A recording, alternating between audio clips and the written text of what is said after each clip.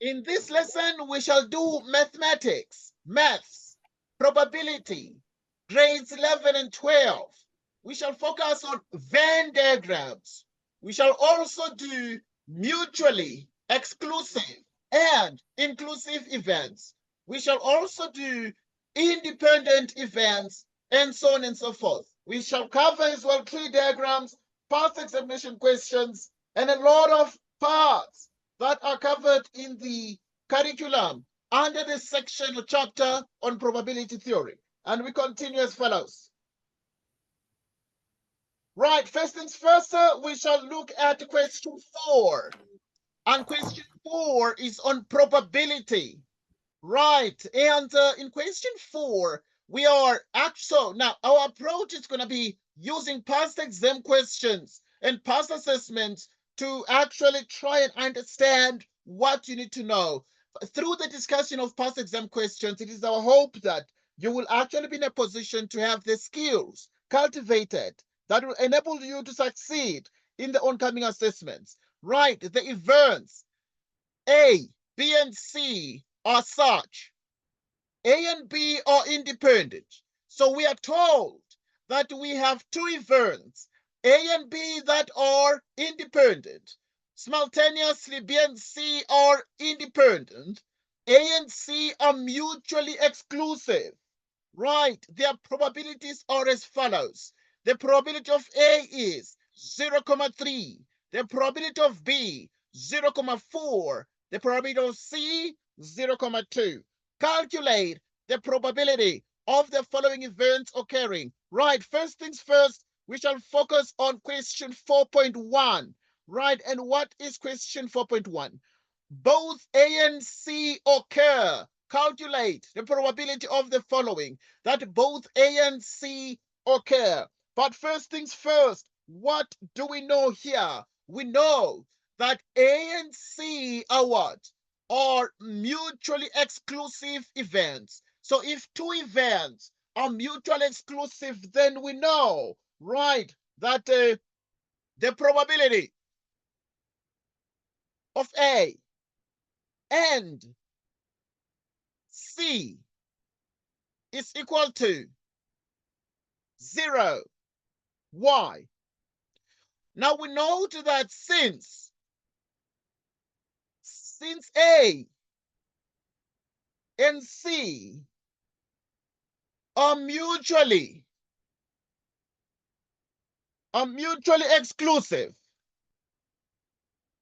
right, are mutually exclusive, we say simultaneously there is no intersection. There is no intersection of A and C.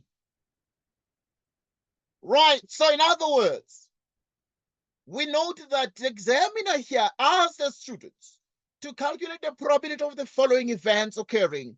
Both A and C occur. Now we know that we were told when the question was introduced that A and C are mutually exclusive. As a consequence, if two events are mutually exclusive, then the probability of both events occurring is identically 0.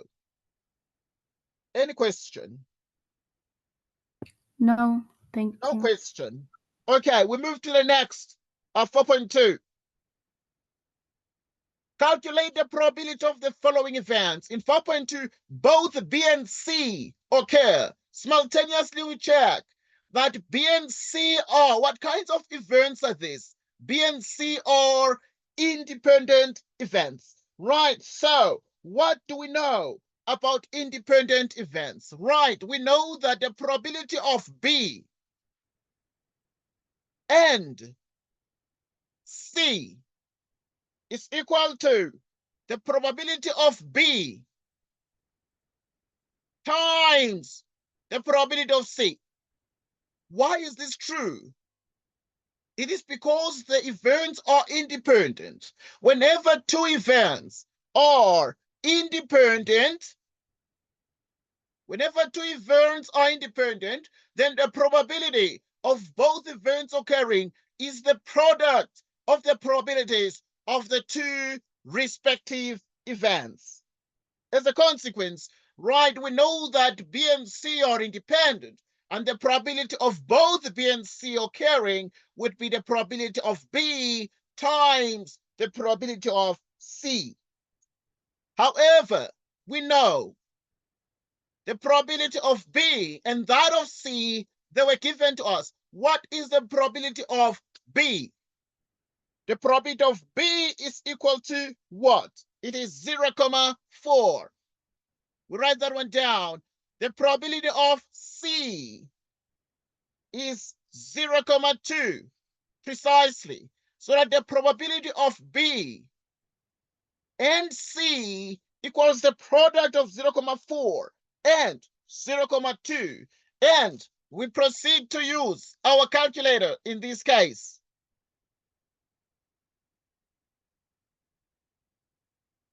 Right, so we have the 0,4 times, or 0.4, 0.2, right? The 0.4 times 0.2 gives us what? Right, gives us 0,08.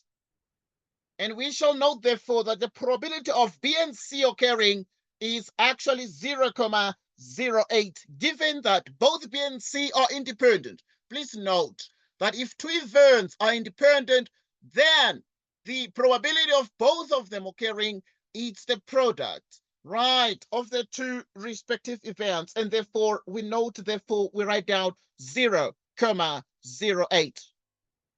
0,08. Like so. Any question about independent events? This is the formula for independent events. When you are told that two events are independent, this is the formula. Always, always in the exam, this is the formula. Any question? Can I ask, Yes. how do I show it in the Venn diagram? Is it also going to have an intersection or not? Okay, that's a good question. How would you know in the Venn diagram, is it going to have an intersection or not? Yes, it is surely going to have an intersection. Why? Because if ever there was no intersection, then the probability was going to be 0. And that would mean Mm. the events would be mutually exclusive. Okay, next point. We continue as follows. We continue as follows. 4.3.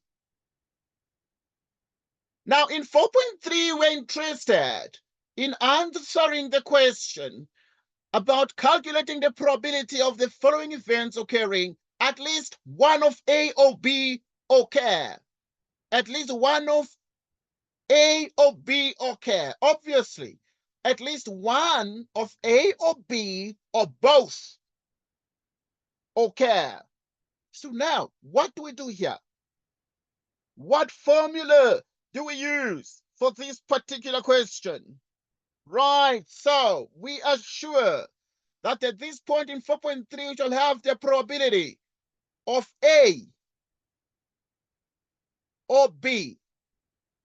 Right, you can write here the probability of A or B is equal to what? It is the probability of A plus the probability of B minus the probability of A and B. Please, this is the formula, but all the time, whenever we given two events, A and B, then we then say the probability of A or B is the probability of A plus the probability of B minus the probability of A and B.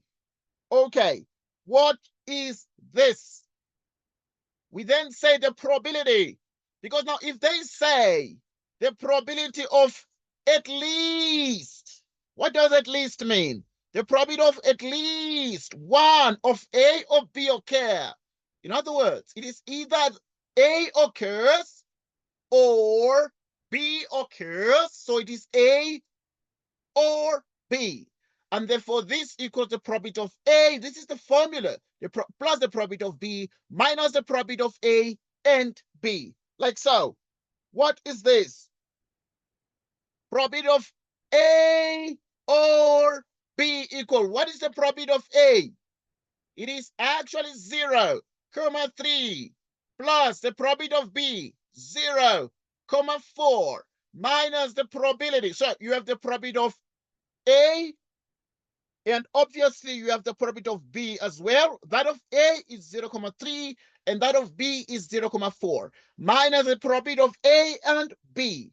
Right, and we know that A and B, whenever they appear, we are back to the question. What do we know about A and B? A and B are independent. If A and B are independent, we proceed to then say this is the probability of A multiplied by or times the probability of B. Why do we multiply the probabilities in A of A and B? Because we know that A and B are independent events, and therefore the probability of A or B equals, right, we already know this 0,3 plus 0,4. It's very, very straightforward. So what exactly do we say here? We can say this is 0,7 minus. What is the probability of A? That of A we know is 0,3 in parentheses times the probability of B, 0,4 in parentheses. We want to determine, right? We want to determine the following, right? So we want to actually determine the products here, right, of A and B. So we can actually be in a position to do that with so much ease, and we can use our calculator. We can use our calculator, in which case, therefore, we know, right, 0.3 times 0.4, and this is actually 0,12. Right, so we have that therefore the probability of A or B, 0,7 minus 0,12. What is the answer? Okay, we're back. We're right back, and we are using our calculator at the moment. It's 0,58. 0,58. Wow, so smart. Well done. Very well done. 0,58. I trust you. Right, it is indeed 0,58. Well done. I trust you there. And see, it's a very rare skill in the learners, because now you see what happens is the students right 0,58. So the students normally rely on calculators, and therefore they cannot use their heads. Mental computations are no longer the order of the day. Right, so we go. Right, so now let us continue to check these out. So it is 0,58, and therefore this is the probability of A or B. Right, it is 0,58 there. Any question on this one? Of at least one of A or B occurring? No. No question. We move forward. Yes. Okay. Right, when you learn probability, it's not only just the calculation of probability, but also the accounting arrangements, counting techniques. Right, like in question 5, here is the question. Consider the word product. The word given is the word product. How many different arrangements? So we're discussing the notion of arrangements. How many different arrangements are possible if all the letters are used? Have you ever done arrangements before? We briefly touched on it in class. Touched on it in class. Right. Yes. So now, what do you look for? What would you think the number of arrangements are in the word product? Number of arrangements. Is it not 6? Okay, that's fine. Never mind.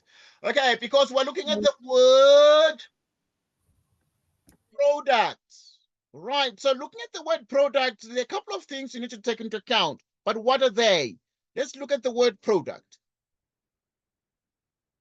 The word product has the first letter, the second, the third, the fourth, the fifth, the sixth, the seventh.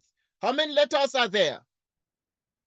We have a total of 7 letters in the word product. Now, if this is the case, we want to do the arrangements, and this is how we do the arrangements. To do the arrangements, we decide that we're going to arrange these here in a straight line. Okay, we can do that in a straight line, we can do that in a circle. Right, so we do it in a straight line. Right, so we do position 1, 2, 3, 4, 5, 6.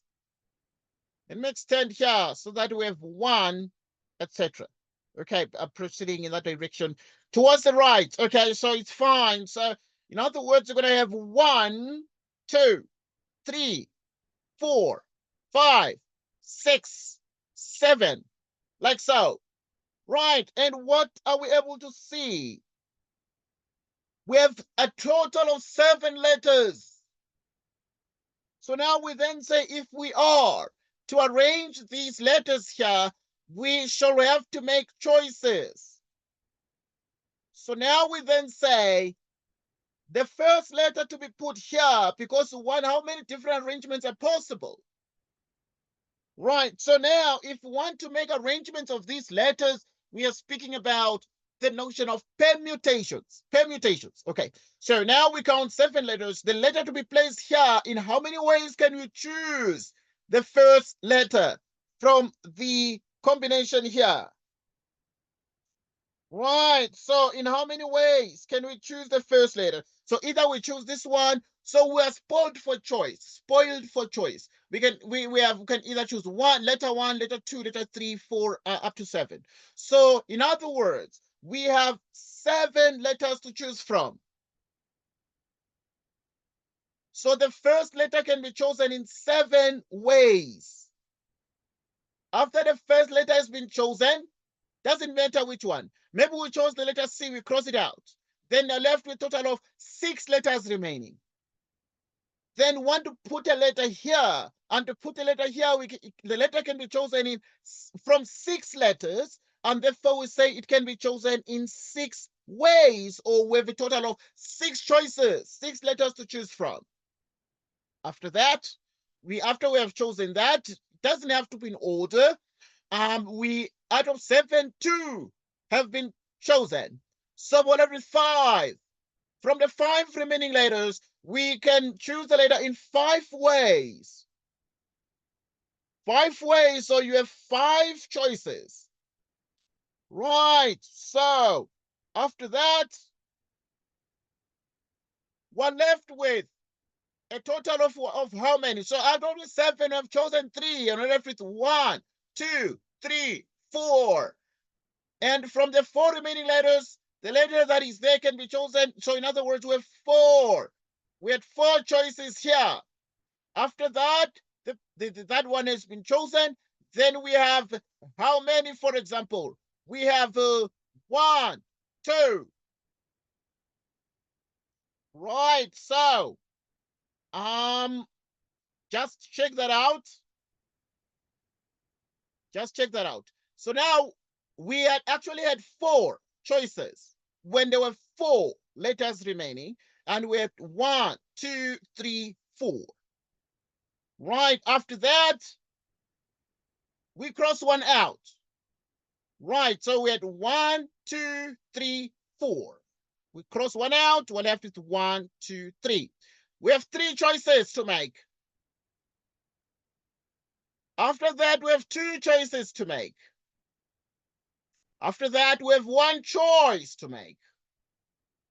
In other words, we say, okay, the letters can be chosen in 4 ways, 3 ways, 2 ways, one way. So, right now, the question remains. The question still stands. But the question is, how many arrangements are possible? Take a look at this question and reason with us. Take a look at this question and reason with us. The number of arrangements. Number of arrangements. Number of arrangements. Right, number of arrangements. Right, what is the number of the arrangements? So the first one can be chosen in 7 ways. After that, the next one in 6 ways. Or we have 5 choices, 4 choices. According to this, 3 choices, 2 choices, 1 choice. So now this is called the 7 factorial ways.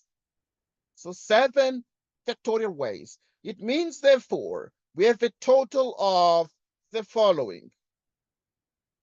We have a total of the following. Right, so in other words, we have 7 factorial, or use your calculator and you say 7 times 6 times 5 times 4 times 3 times 2 times 1, and this is actually 5,040. 5,040. Any question on the different arrangements possible if all letters are used?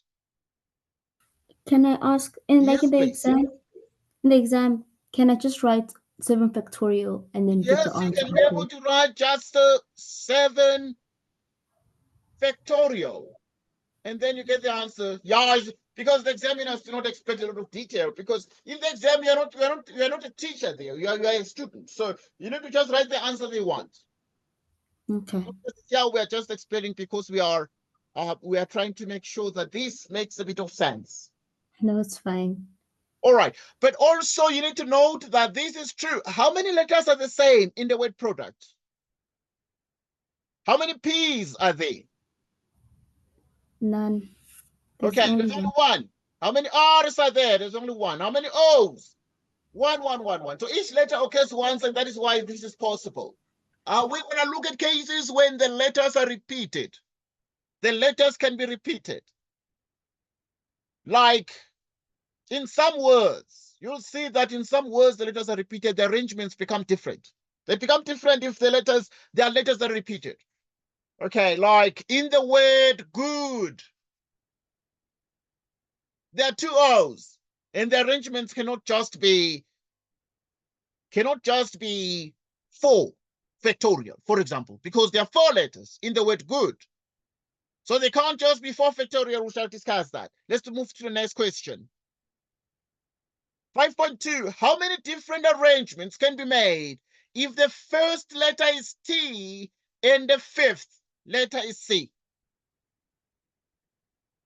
So the examiner is now cunning, but he's very smart. He's saying, hang on, I want to give you some rules of the game. Letter 1, 2, 3, 4, 5, 6, 7. Right, so now we then have the following here. So what then do we have here? Now they said how many different arrangements? Different arrangements can be made if the first letter is what? It's T, and the fifth letter is C. So they're saying the first letter is T, so you put T here, and the 5th. So you count position 5, and the 5th letter is C. So the first and the 5th letters are what? These 2 letters have been fixed. You fix them, you fix these positions. In other words, these ones here are actually immobile. You can't move these. You can't change this. So in the word product, then it means that you cut out the T, you cut out the C, and you are left with how many letters out of the 7? Because we removed 2. Out of the 7, we removed 2, so we're left with 5. So in other words, we can deal with proda, and the CT are gone. C and T are out of the picture. They've been removed. Now, it means that we're left with 1, 2, 3, 4, 5. 1, 2, 3, 4, 5 letters. That's what we're left with. If we are left with 5 letters, in other words, here, how many choices are we going to have? We're going to have 5 choices to make. After that, we choose one letter, maybe P. We're left with 4 letters. We shall then have 4 choices to make. After that, left with 3 letters. Shall have 3 choices to make. We can choose D, left with 2. Right, we have 2 choices to make. Right, maybe we choose O. We're left with U. We have 1 choice. Only 1 choice.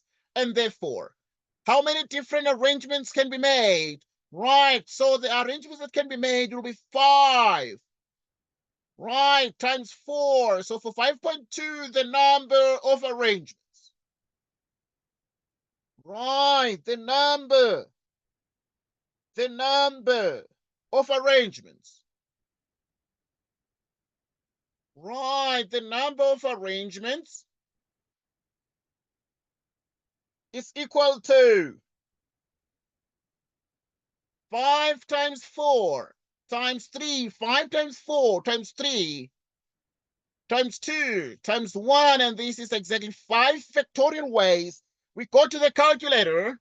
We know that it's 120. I'm sure you can be like, okay, but we're very much used to that. You know probability already, and therefore you know that it is 5 factorial, but 5 factorial is equivalent to what? Actually, it is exactly 120. Right, and then you'll be like, okay, now I know. So yeah, here is the factorial on the scientific calculator. So you have 5 factorial, and that is 120. Right, so in other words, we have 120 possible arrangements here. 120 possible arrangements here. Okay, yeah. Do we have to write all these? No. The answer we want is number of arrangements is 5 factorial. So you can just write in the exam under exam pressure. Right, in the exam, you just say number of arrangements. Number of arrangements. Right, and you say number of arrangements is 5 factorial, and that is, you can even just say 5 factorial and stop there. Or you can say 120. You can say 120 as well, in which case, therefore, 5 factorial is quite sufficient. But I must indicate it is standard practice for the examiners to write out the output. If you say 5 factorial, they normally say do it on the calculator and give the output. So please always give the output because the marks are 2. But now look, what if they give 2 marks? What do they mark here? So what they mark here is the following. They mark the 5 and they mark the factorial. So they mark the 5 and then also they mark the factorial. And the marks are 2 here.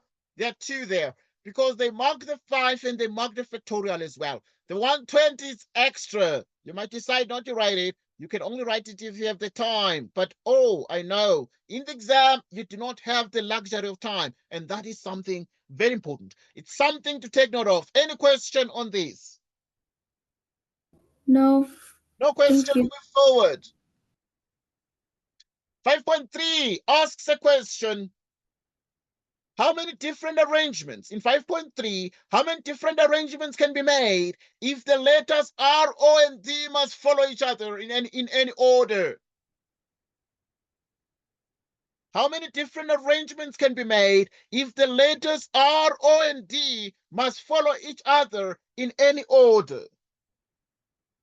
What is your take? Okay, let's do this together. So in other words, we're looking for the number of different arrangements, right, that can be made if the letters R, O, and D must follow each other in any order. Okay, I want us to take this into account. So we're looking at the word product. We're looking at the word product, but we're singling out some letters. We are taking out R. O, and D must follow each other in any order. So in other words, right now we then say, okay, we single out, but if we take out R, O, and D, how many letters are going to be left with? So in other words, we have P, R, O, D, we put them, they become one thing. They become one entity. And then we have act like this. Okay, take a look at that. So we take the word product, ROD are grouped together, and then we have UCT sitting outside. The P is in the beginning. So now we have 1, 2, 3, 4, 5 things to deal with. Right, we have a total of 5 objects to deal with. 1, 2, 3, 4, 5, meaning the number of arrangements. Meaning the number of arrangements. The number of arrangements is equal to what? We start with the ROD. How many letters are there? There are only 3 letters, and these 3 letters can be organized in 3 factorial ways. And after that, we're left with PUCT, right? But also, after organizing this, we then say we have 1, 2, 3, 4, 5 letters. But each of this is like one letter. It's read as one letter, the ROD. In which case, therefore, they're 1, 2, 3, 4, 5. And therefore, we have 5. But all of these are different. P occurs once, U occurs once, C and T both occur once. These ROD occurs once, and therefore we have 5 factorial ways of organizing this. And therefore, what do we have? Right, so we know 3 factorial is actually a 6. So in other words, if you can do 3 factorial, it's a 6. And then we have already done 5 factorial before. We remember, it's 120 simultaneously. So we have 6 times 120, 720. And therefore, we have exactly the following 720 arrangements. Any question on these 5.3? Any question? Can I ask, Yes, when please. you say 3 factorial, right? Yes. Does that mean that the ROD can be arranged as well in Yes. a First, different arrangement? yes. So, in other words, in principle, what we need to do is to say we start with the ROD 1, 2, 3. Normally, if we show the steps a little bit, right, we're dealing with the ROD. If we want to arrange the ROD, we have 3 letters. For the first letter to put in the first position, we have 3 choices. After we have chosen one letter, we're left with OD. We have 2 choices. And then we have 1 choice. So in other words, to arrange the ROD by itself, meaning the ROD can not only be ROD, because now we're getting more options. So the ROD can be anything. What can it be? So for the first, you see, the idea is, if we're dealing with the ROD, right, so for the first letter, if we arrange the ROD, the first position can be R, the next one can be O, and the next one can be D. So obviously for the first letter, we actually are sure that we have 3 choices to make there. All right, so that is something that becomes so important. As a consequence, we have 3 choices. After the R has been chosen, we have 2 letters, we have 2 choices. And then we have 1 choice. 3 factorial multiplied by, now we put the ROD and say, okay, if we arrange this ROD in any order, then we have 1, 2, 3, 4, 5. We have 5 choices, and therefore we have 5 factorial possible arrangements, and therefore we have 720. Right, so what exactly do they mark in this one in the marking center? They mark the following. They give the mark for 3 factorial. They give the mark for 5 factorial. And they give the mark for the multiplication, so that this one be given 3 marks. Simultaneously, if you write the 720 obviously, which is the best. Always write your answers. Your calculators are as fast as lightning. They can't waste your time. They are there to help you, to give you answers that will earn you marks and earn you the distinction that you need the most. So we continue as follows. Right, so we continue as follows. Right, so we proceed as follows. Any question? No question. No question. All right, we move forward. Now, something that is very important is the notion of what you call the Venns. Venn diagram. Venn diagram. Right.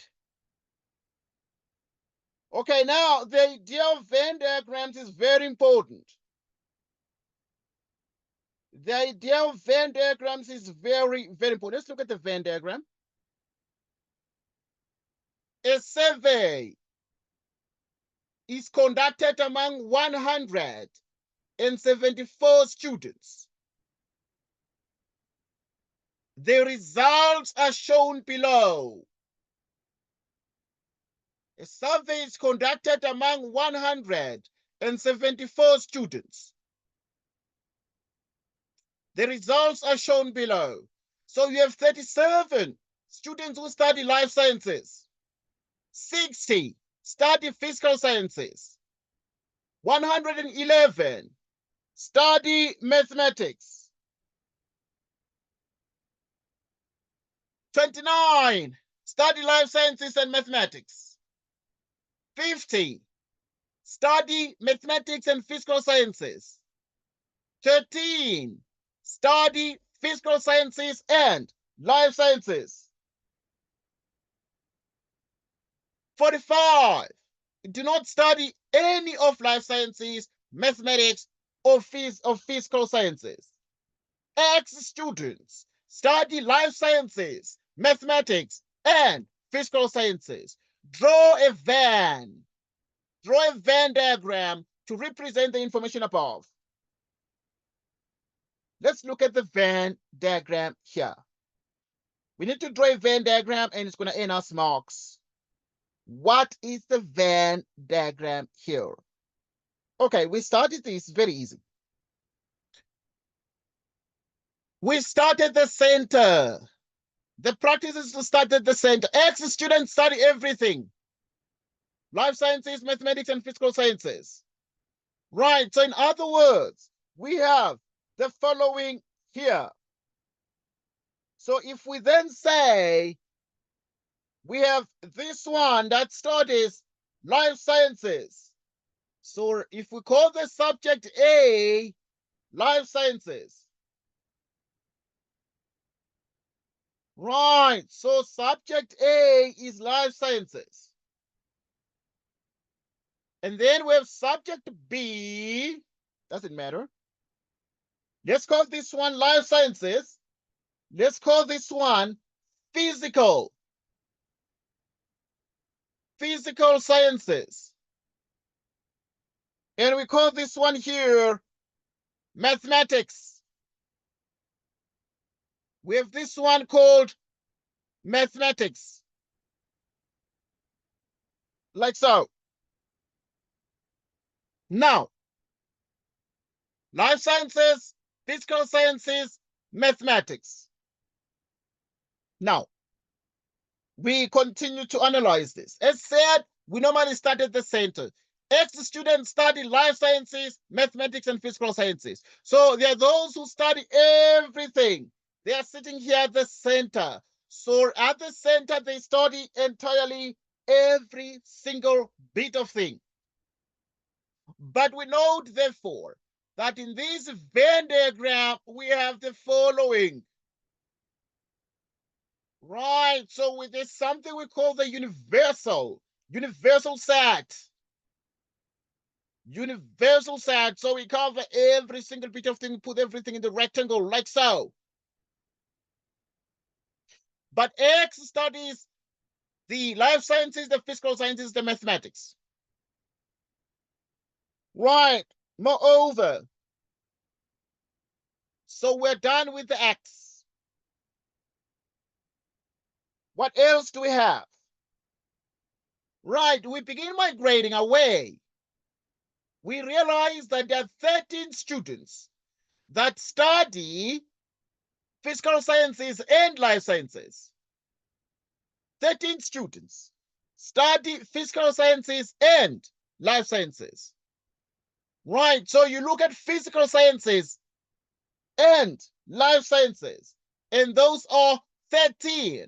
So here you have 13 minus X,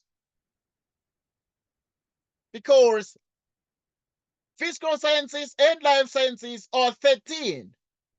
But you say from 13, you minus X for all those for the students who do everything, all three learning areas.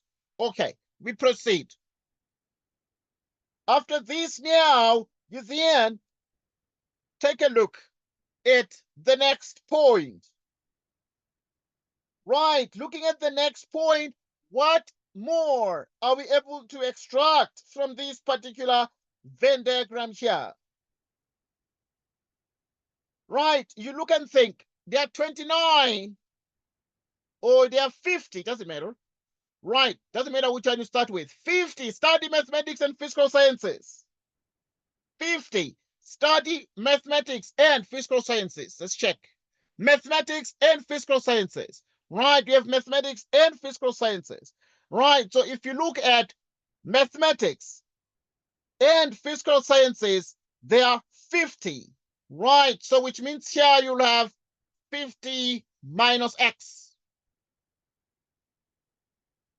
50 minus X.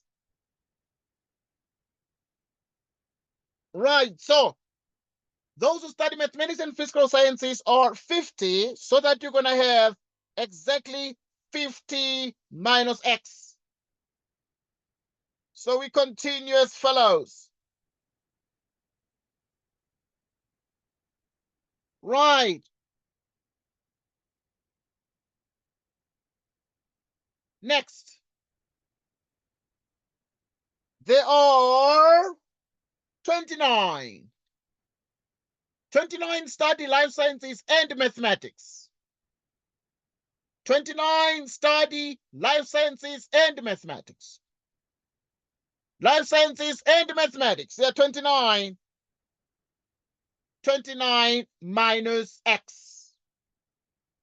So that those who study mathematics and life sciences are 29 minus X.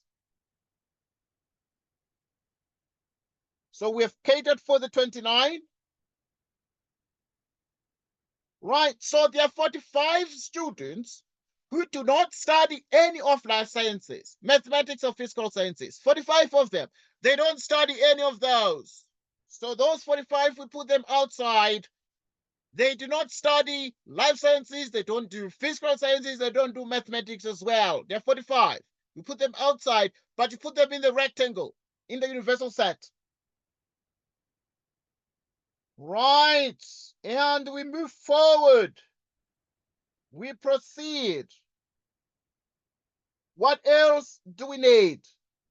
How many students study mathematics? There are 111 students that study mathematics. 111. Let us check. So in other words, in mathematics, if you add everything here, you must get 100 and what? And 11. So in other words, you would say, okay, put a Y here like that, and then do some rough work and say Y plus 29 minus X plus X. Y plus 29 minus X plus X plus 50 minus X is equal to 111. Y plus 29 minus X plus 50 minus X. So now you do some rough work. Minus X and X gives 0. Right, and you are left with a single X. But you have exactly what? You have exactly 29 You have exactly 29. Let's check this. Right, so you have exactly 29 and 50, 79. So in other words, y is equal to 111 plus x. You move the x to the other side, making it positive, and then minus 79. So now you can use your computer, your calculator. Dealing with doing some rough work here. We're doing the Venn diagrams. Please pay attention because students get lost here. In this detail, you need to read the story. 111 minus 79. What do we get? We get 32. 32.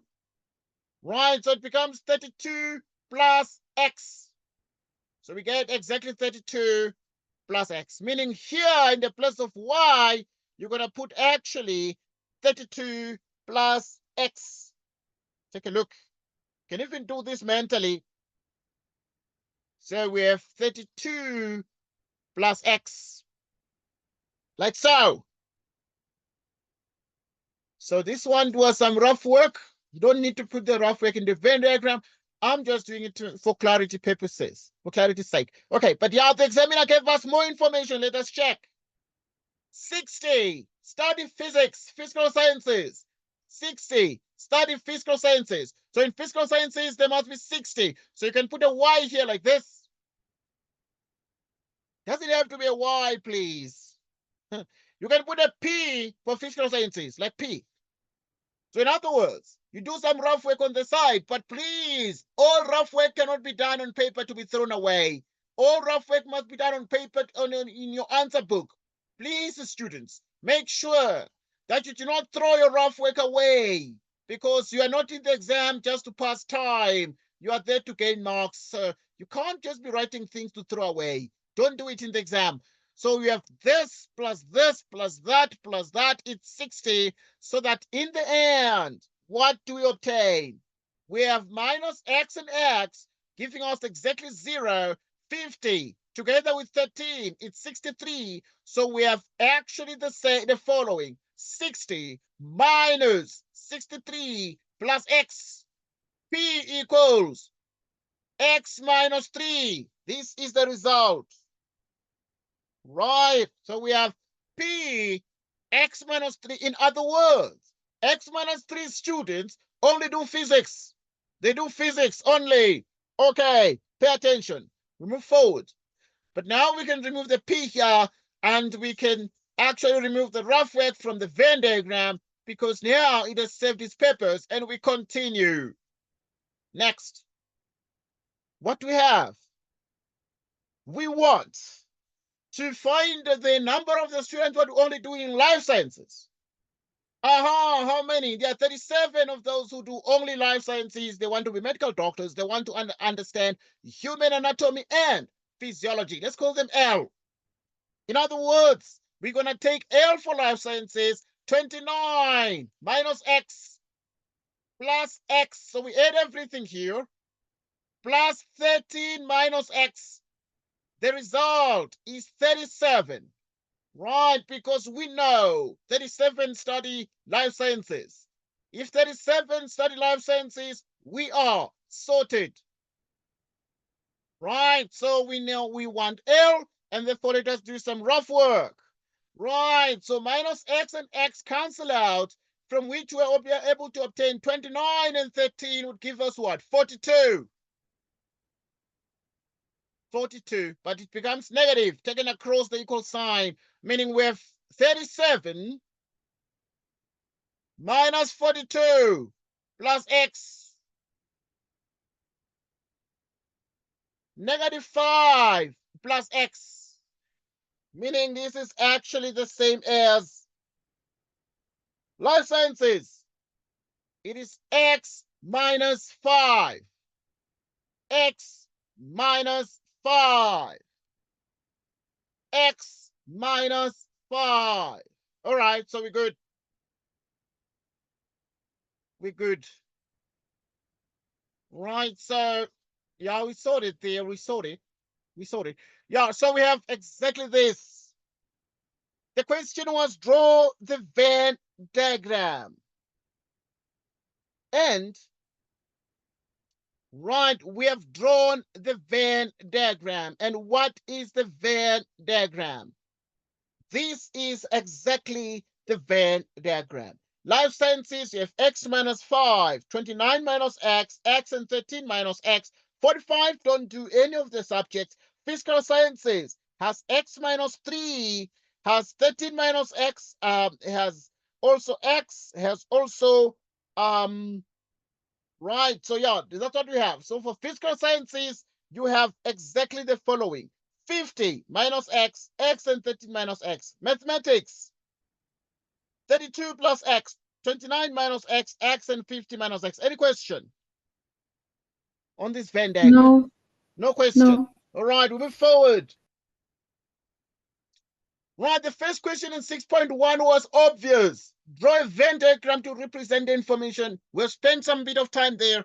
Hang on, we're gonna do more Venn diagrams, please. This was just one practice question, but just to help us, sort of remember this. But yeah, there are tons of questions on Venn diagrams. Show that x equals 13. Show that x equals 13. Right. So the examiner is saying show that x equals 13. So the only actually hold on point is the fact that a survey is conducted among 174 students. 174 students. So we're good. Let's come to the Venn diagram. So if there are 174 students, we're going to start as follows. We're going to start in saying, we can start in any of this. We can start with the life sciences and say, x minus 5 plus 13 minus x plus x, right, plus 29 minus x. Let's start. So we're going to start by saying, let's do this. Right, so we're going to say exactly x minus 5 plus 13 minus x, x and 29 minus x. Right, plus 13 minus x plus x. Plus 29 Plus minus x. 29 minus x. Well done. Plus Plus, 15 minus x. what is the next one? You have 50 exactly minus 50 minus x, right? Plus 50 minus x plus. What is the next one? x minus 3. Right, we also have x minus 3. Right, we also have x minus 3. Plus what? X. No, 32 minus x. Plus 32 plus x. Plus x, sorry. Okay, good. 32 plus x plus what? 45. Plus 45. Very well done. Plus 45. And the result is 174. Right. We good. We so good. Right. We are most certainly doing very, very well here. If you add everything, what you achieve? X plus, okay, let us do some cancellations here. This,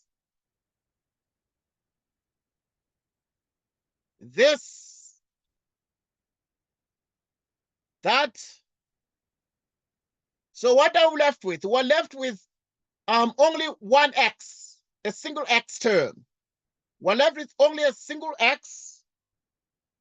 Then we shall add everything is 174.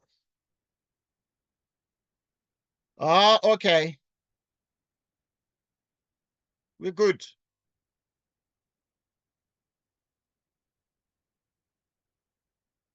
All right, so yeah, let's do this. So now we're gonna start and say minus 5 plus 13 plus 29 plus 50 plus. Okay, we delete.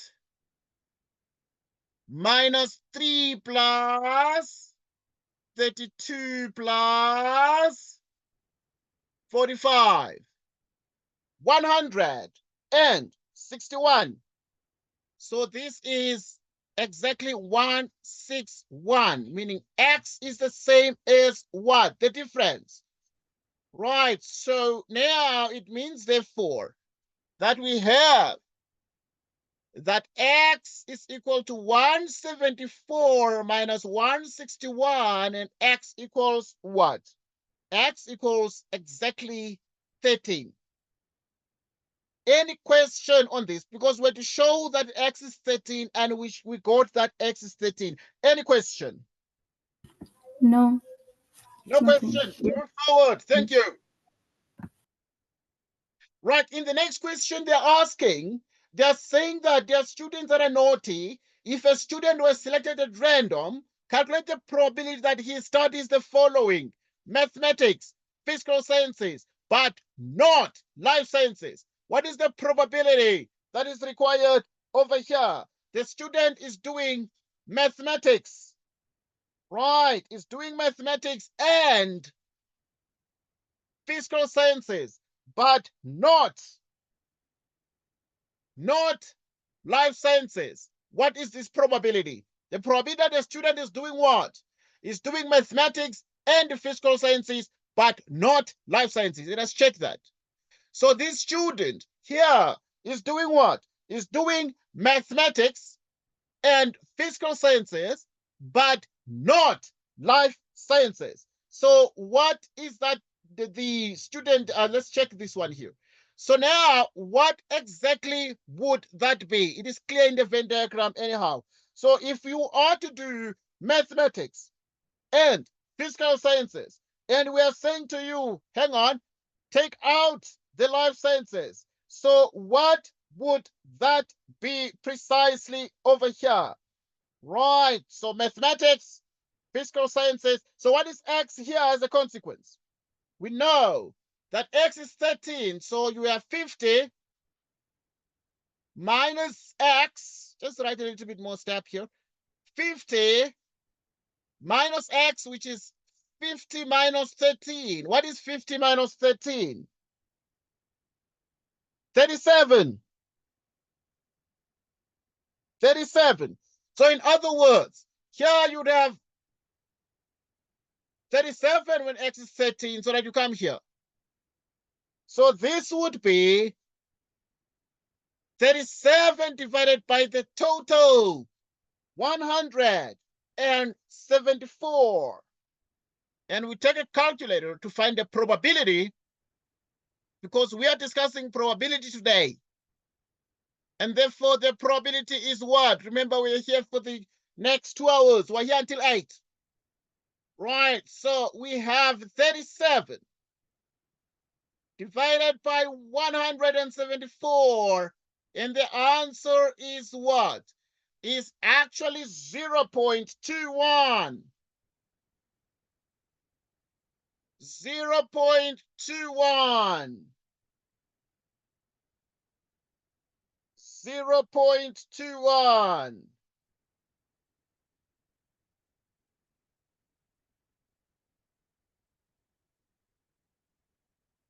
Okay. Any question? Any question? No question. We move forward. We move forward.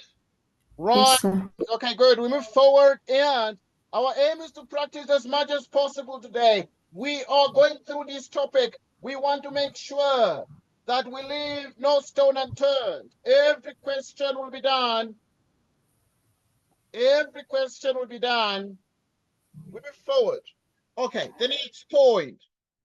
In 6.3.2, the examiner asked a question, asked the student who dealt with this probability question. Only one of mathematics. If a student was selected at random, calculate the probability that he studies the following. Only one of mathematics or physical sciences or life sciences. So now let us do this. The student studies only one of mathematics or physical sciences or life sciences. Right, so at this point, You then calculate the probability of only math, only mathematics, or physical sciences, or life sciences. And this is exactly what. So if it is only mathematics, or physical sciences, or life sciences, let us check in the Venn diagram. So you look at the Venn diagram and you then say it is only mathematics, or physical sciences, or life sciences. So it must be 32 plus x, or which is plus this. Right. So in other words, it will be 32 plus x. You can write here 32 plus x plus. So you do the 32 plus x minus 5 plus x minus 3. So you're going to do here x minus 5 plus x minus 3 all divided by the following. Right, a total of 174, which is the probability of only mathematics or physical sciences or life sciences. So if x is 13, it means you're just going to be plugging in your numbers there as a consequence. Right, so you have 32 plus 13. You have 13 minus 5. You have 13 minus 3 all over 174. 32 plus 13 gives us a 45, plus 13 minus 5 gives us exactly 8, plus 13 minus 3 gives us 10, all divided by 174. And the total is what? So you're going to use a calculator as follows.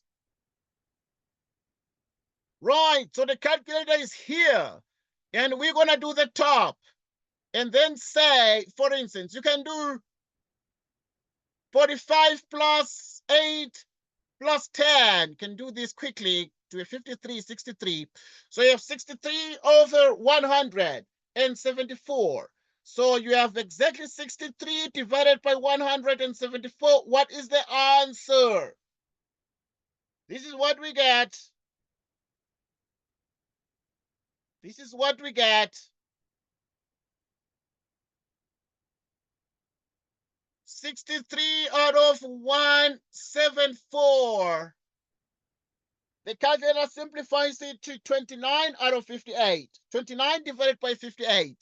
21. 21 divided by 58, which is 0.36. So this is 21 divided by 58, which is 0.36. And this is the probability that the student does only one of mathematics or physical sciences or life sciences. Any question on this so far? No. No question. We move forward. Let's deal with the codes. Now, there is the digits. There are digits that are very fascinating and they keep us excited in mathematics, and we are happy to deal with them. Right. We're happy to deal with them. The digits 0, 1, 2, 3, 4, and 5, and 6 are used to make 3-digit codes. The digits 0, 1, 2, 3, 4, 5, and 6 are used to make 3-digit codes. How many unique codes are possible if digits can be repeated?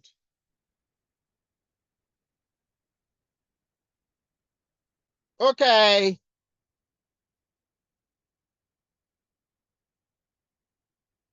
How many unique codes are possible if digits can be repeated? Okay, we're good. Let us check this question out.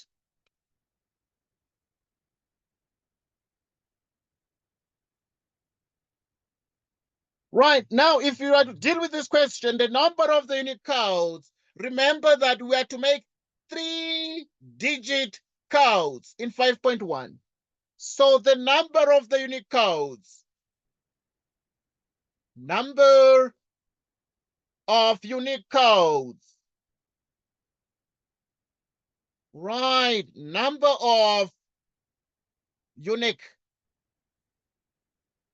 codes equals how many unique codes are possible if digits can be repeated? 3-digit codes. So now if you're dealing with a 3-digit code, it means that you're going to have places like positions here. 3-digit code, how many digits are there in this case? Remember, these are codes. These are not numbers. They are codes.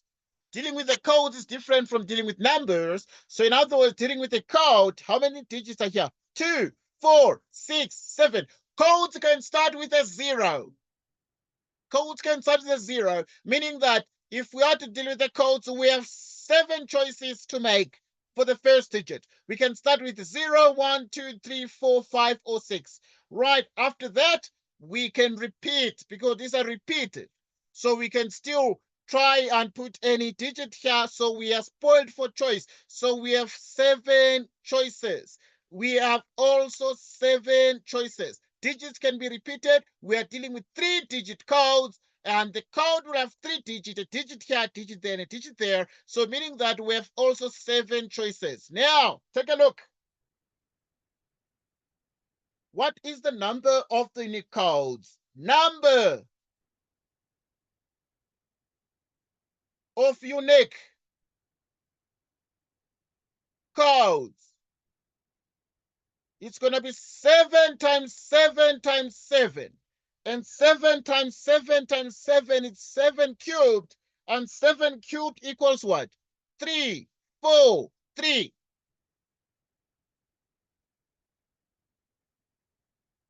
3, 4, 3.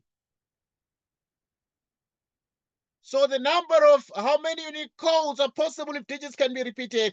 343 unique codes. Any question on this one so far? So what you write in the exam, you can just write a number of unique codes. Then you write 7 by 7 by 7, which is 7 cubed. And 7 cubed is 343. Any question? No, sir. No question. We move forward. 5.2, how many unique codes are possible if the digits do the following?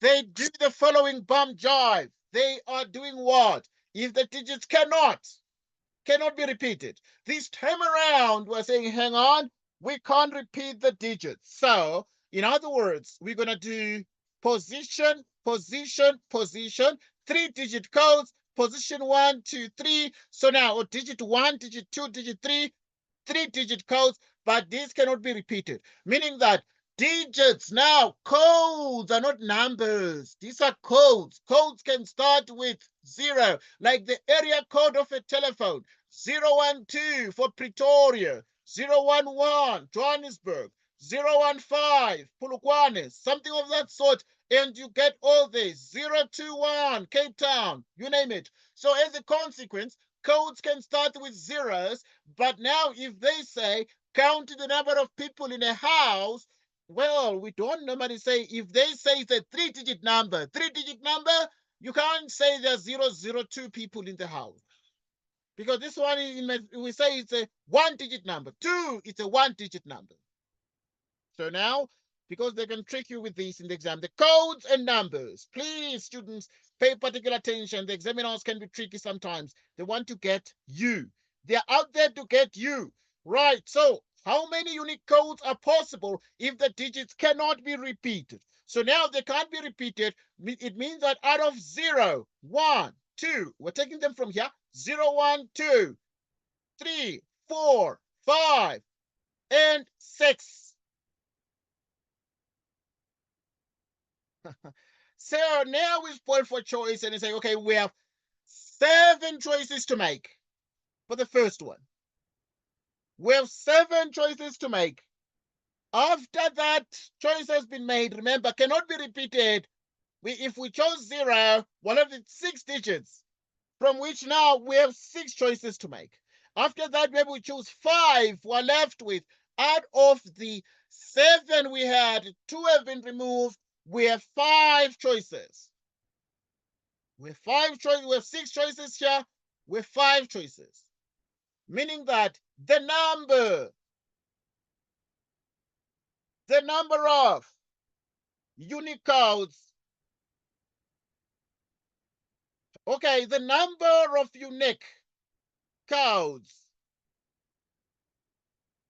right, we're dealing with probabilities and codes, the number of unique codes without repetition, without repetition is equal to what? Okay, so without repetition, we compute as follows. So we have 7 choices times 6 choices times 5 choices. We use a calculator, and now we can be in a position to compute these precisely. So you can use our computer. I know you can do it.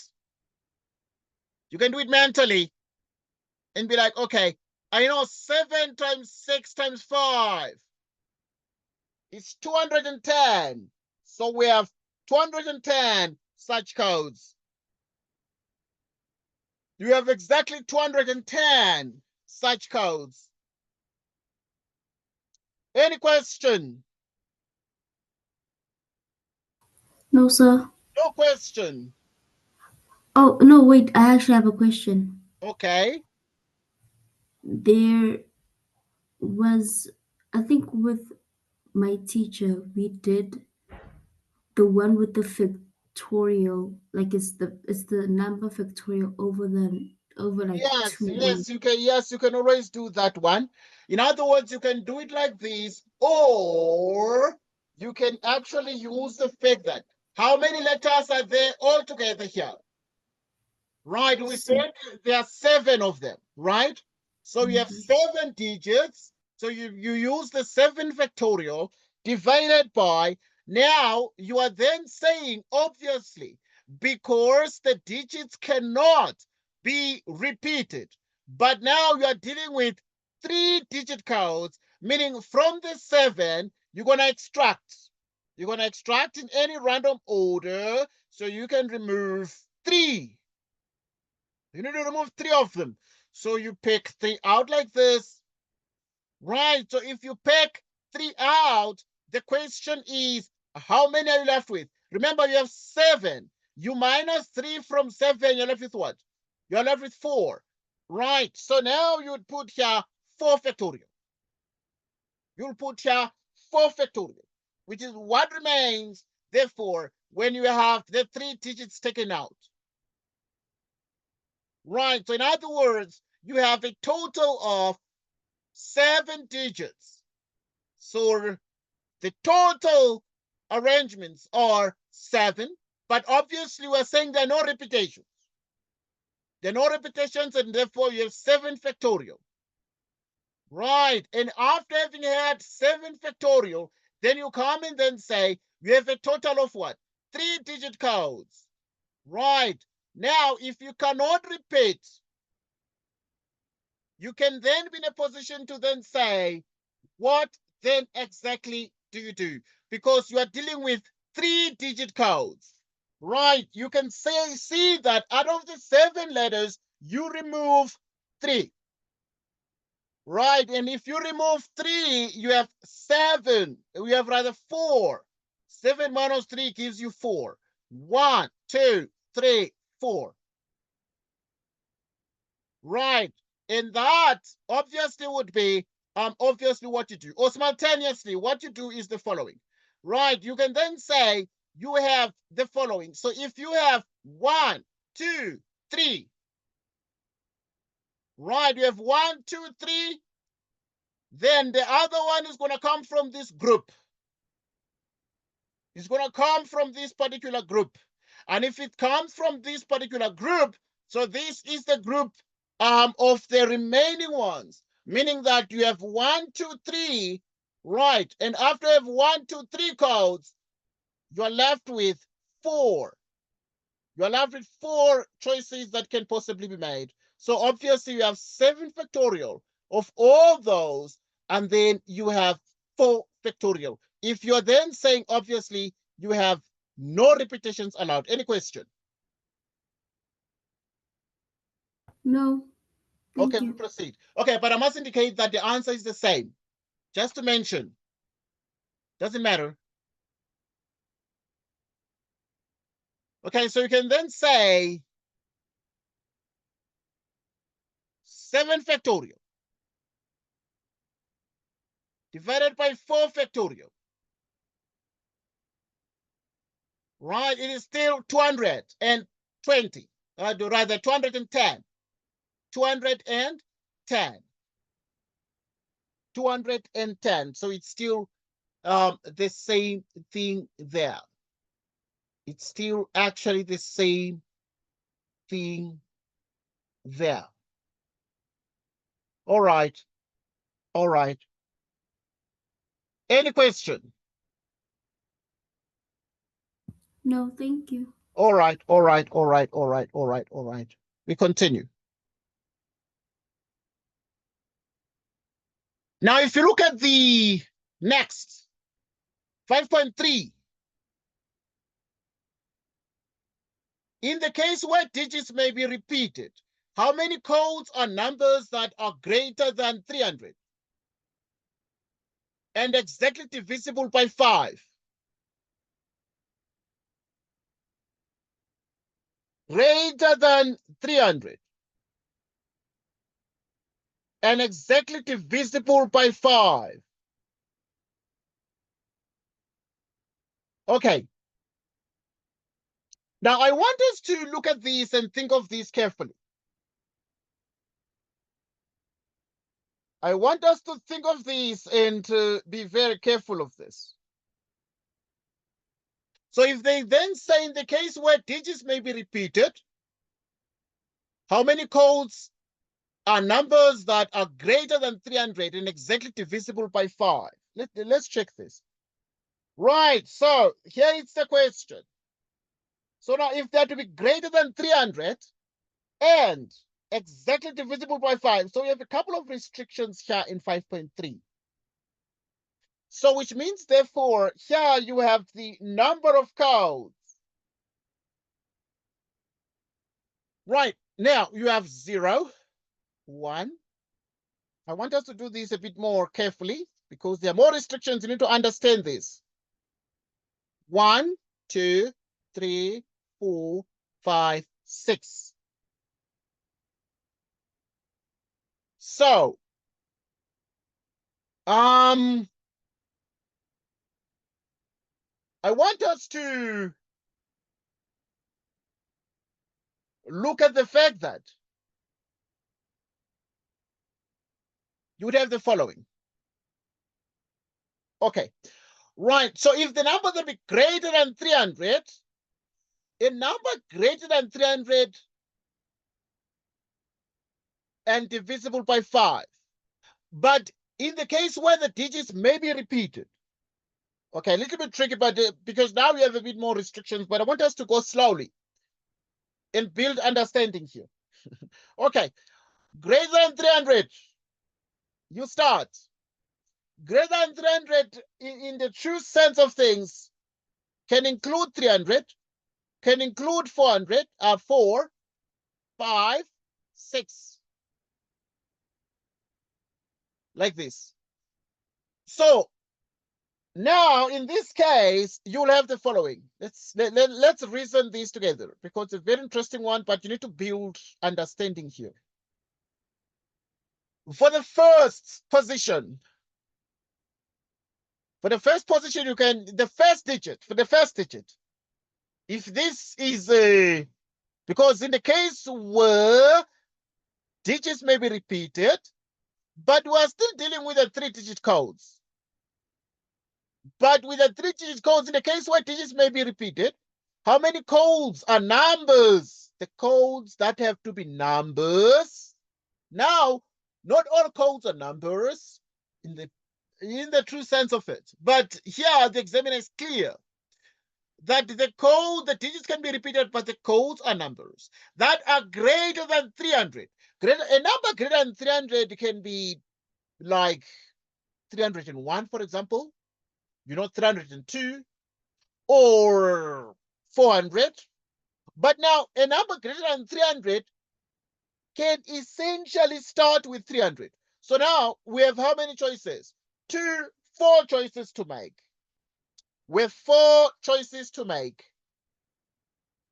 Because if these numbers are 3-digit numbers, but they can be greater than 300, the number can be like 301, can be 400, can be 500. If it starts with 5, can be 600 if it starts with 6. You get it? Okay. Yeah. Next.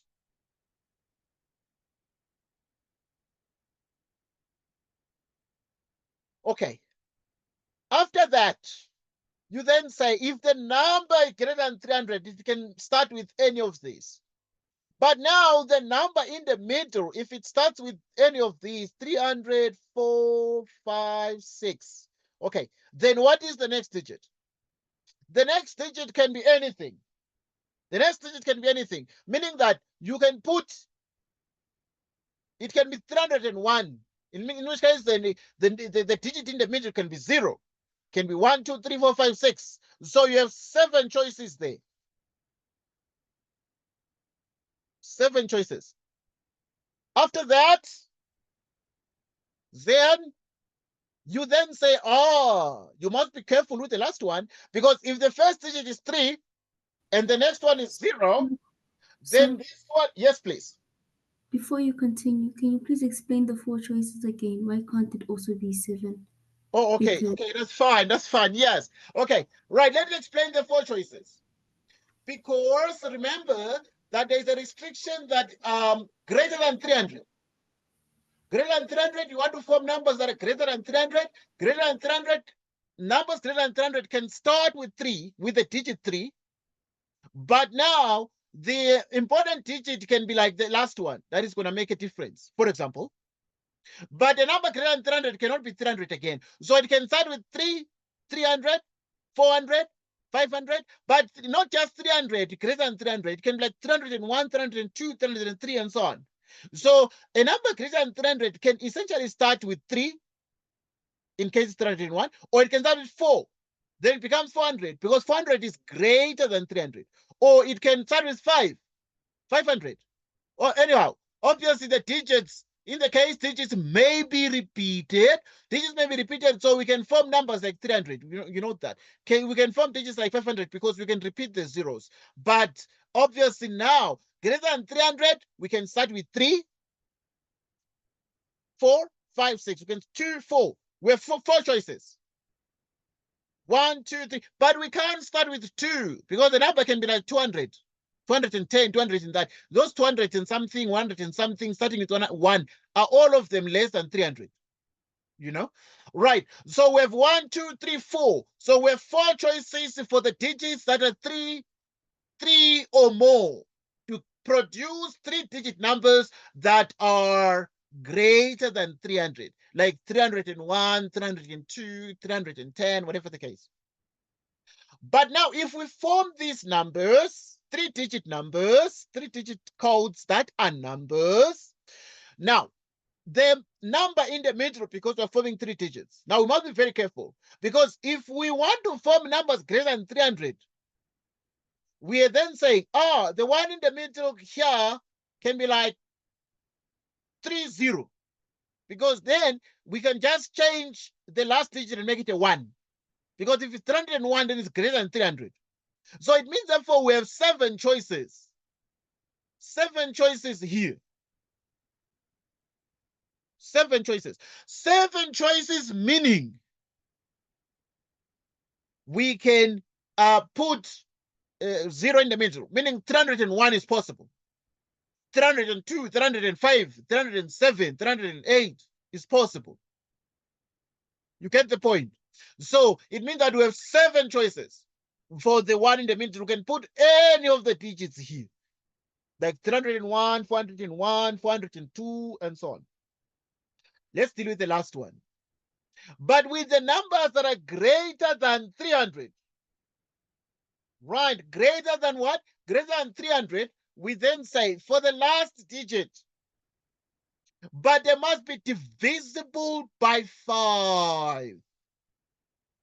We could say, okay, greater than 300, we could do this. We could say, okay, greater than 300, okay, we just remove the zero there might be problematic in the case we form 300, for example, because we'll get a number that is equal to 300. But a number equal to 300 anyway, it's obviously not really greater than 300. But now the numbers are divisible by 5. Divisible by 5, the numbers that are divisible by 5 end in what? They end in what? The numbers that are divisible by 5 cannot end in 6. The last digit cannot be 6 because like 16 is not divisible by 5. But numbers like 15, yes. So a number divisible by 5 can end in the digit 5. But a number that is divisible by 5 cannot end in 4.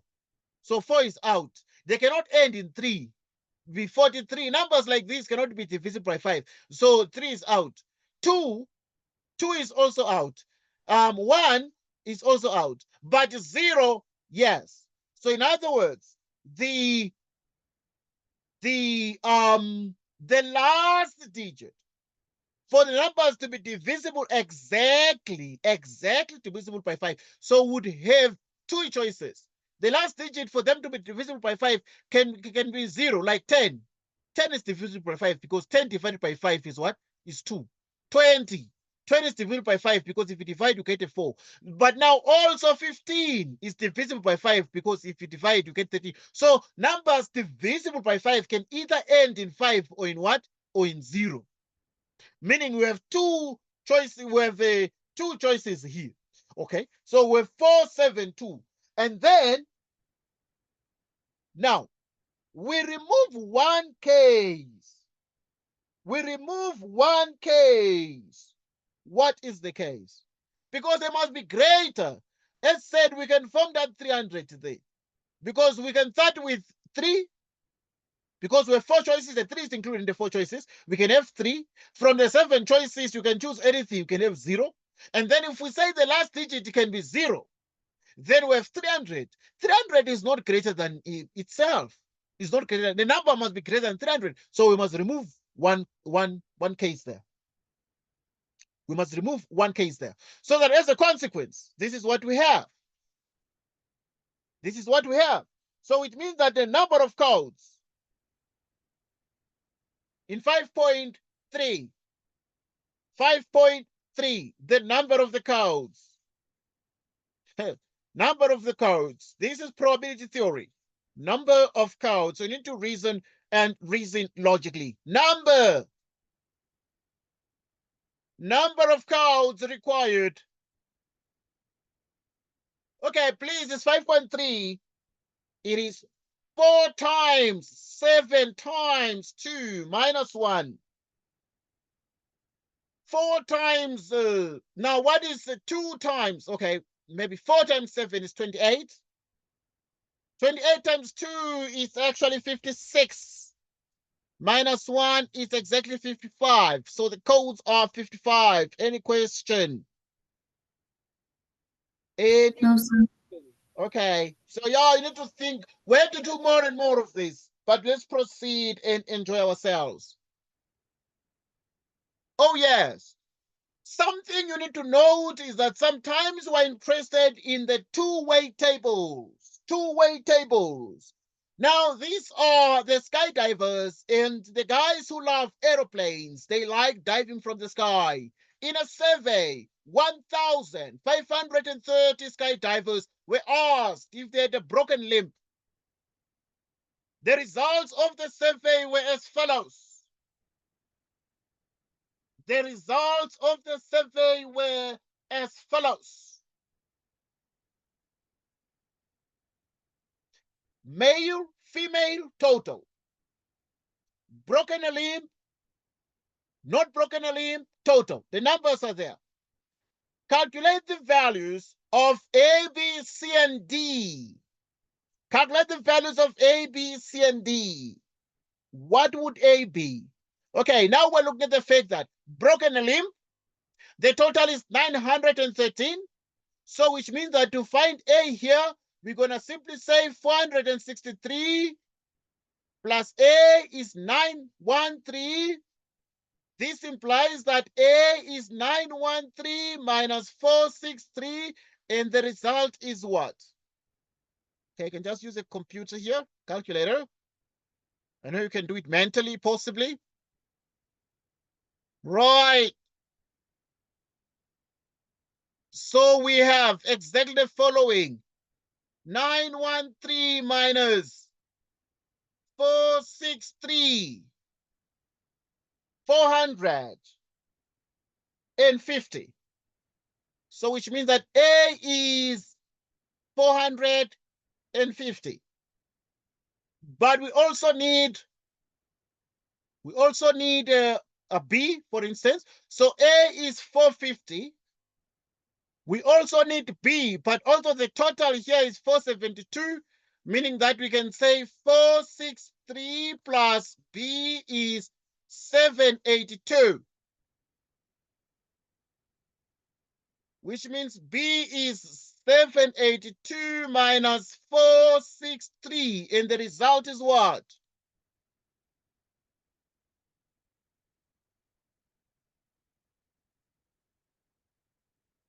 Right, 782 minus 463, 319. So B is exactly 319. And then now when we got that B is exactly 319, we can easily get C because it is this plus that, which is exactly that. So in other words, we have 319 plus C is 617, which means therefore that C is 617 minus 319. And what is this? What is this? 617 minus 319. 298. So C is actually 298, meaning our A is what? Our A is 450, and our C is 298. Our B is 319. Our C is 298. Okay, we're not done yet. Our D as well. You add these two. Right, meaning that at this point, what can we achieve? We have 782 together with D, which is exactly 1530. D becomes the difference. Let us check the difference. Which means that you have 1530 minus 782. 748. 748. D is 748. Okay, so D is 748. So the question was calculate the values of A, B, C, and D. A is 450, B is 319, C is 298, D is 748. Any question on this one so far? No, thank you. Okay, these are two-way tables. I will expect you to participate here in the next question when you do probability calculations based on tables. Okay. Right, now in 5.2, calculate the probability of choosing at random in the survey a female skydiver who has not broken a limb. A, we saw, is 450. I'm not going to waste a lot of the time there. B is 319. C is 298. D is equal to 748. Calculate the probability of choosing at random in the survey a female skydiver who has not broken a limb. Your take. What is that probability? So we are then saying in this one, you're thinking about it in the meantime. I'm just writing probability of female. I'm not writing quite the answer in full, but I'm writing the beginning of the quiz of the answer. Right. So the probability of female who has not broken, who has not broken a limb. Right. So the probability of a female who has not broken a limb. What do you think the answer is going to be? Do I not say 298 298. Very well done. 298 over over 1,530 or 600? 1,530. Well done. Well done. Okay, I was just testing you. I wanted to see what you're going to do. Okay. No. I wanted to see if you're going to be able to read the values from the table. So, yeah, this is exactly our answer. So now you can take a calculator and then say, right, so you have exactly 298 and it is divided by 1530. And you have 149 divided by 765.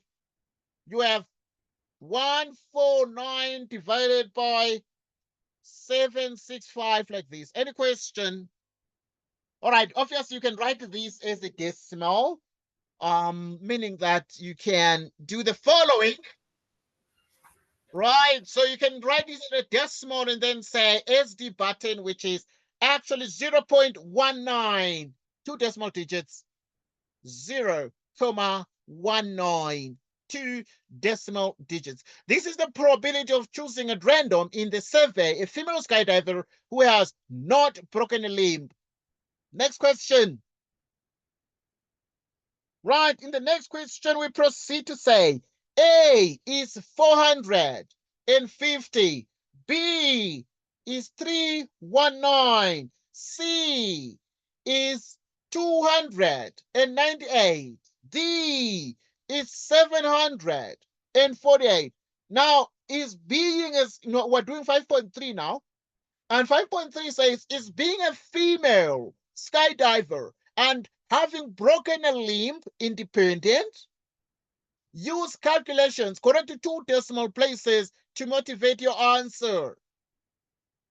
Okay, let us reason these together. So now, the probability of female and having broken a limb. So we're going to do the probability. Female and broken a limb. Broken a limb. Right, what is the probability of female and broken a limb? Right, so what do you think of that one? Female and broken a limb? 450 Well done, it is 450. over Divided by what? 1,530. Right, simplifying these gives us exactly 5 divided by 17. We're using decimals, and therefore, as a decimal, this equals what? Just to do it, we can use a calculator here.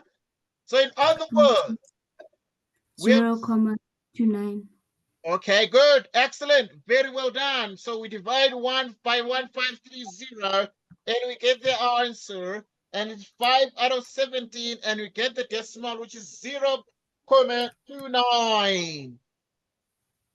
0.29. Okay, then the next thing.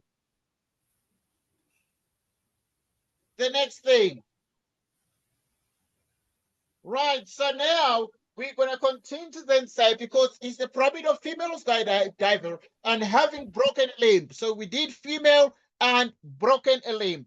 And then Now we are actually going to proceed and then check this to then say, if we do the probability of female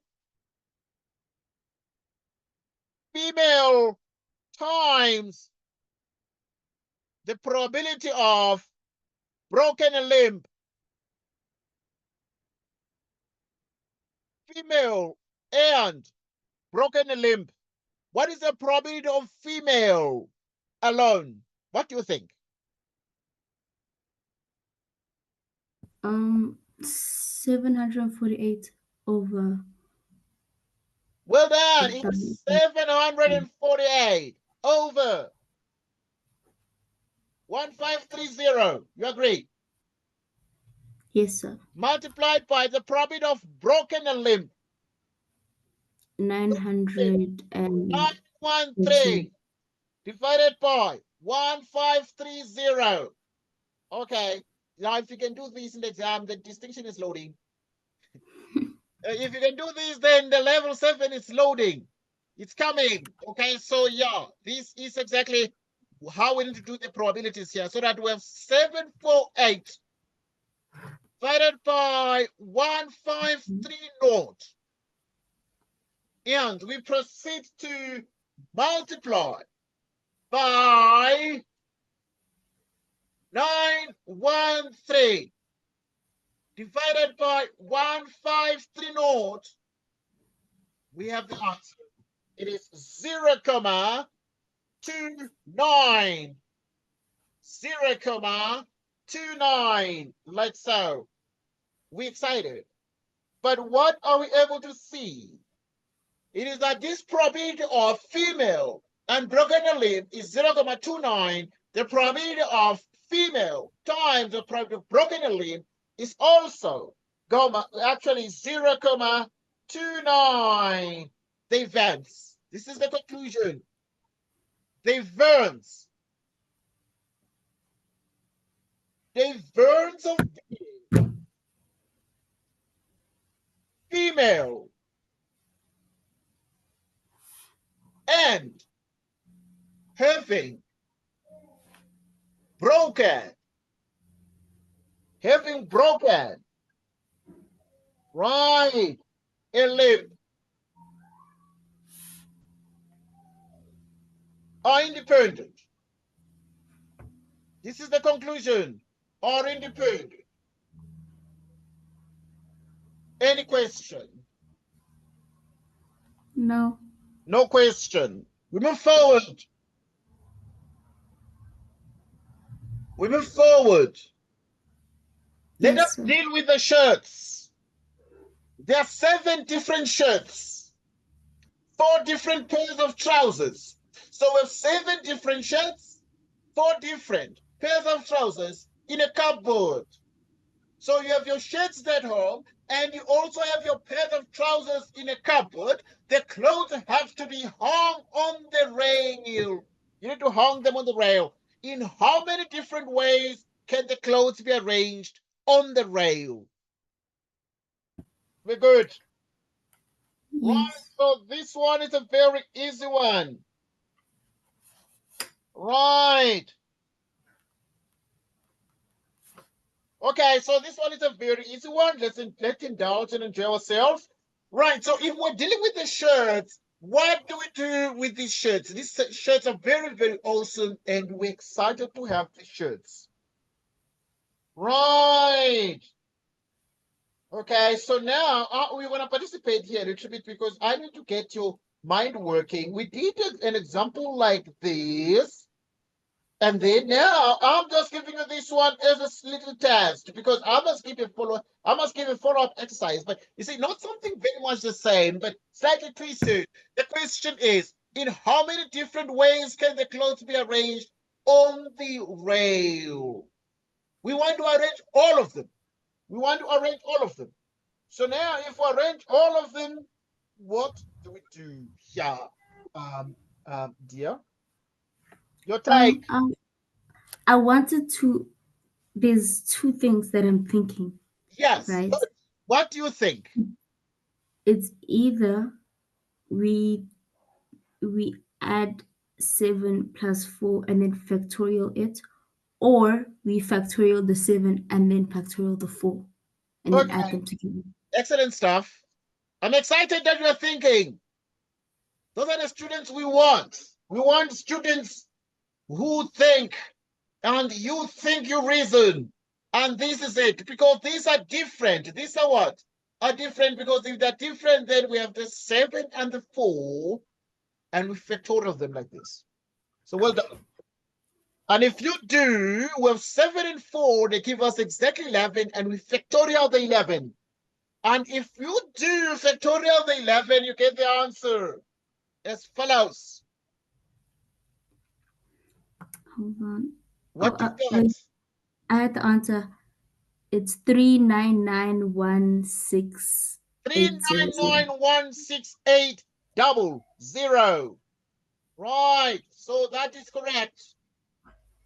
So you're getting 3991680,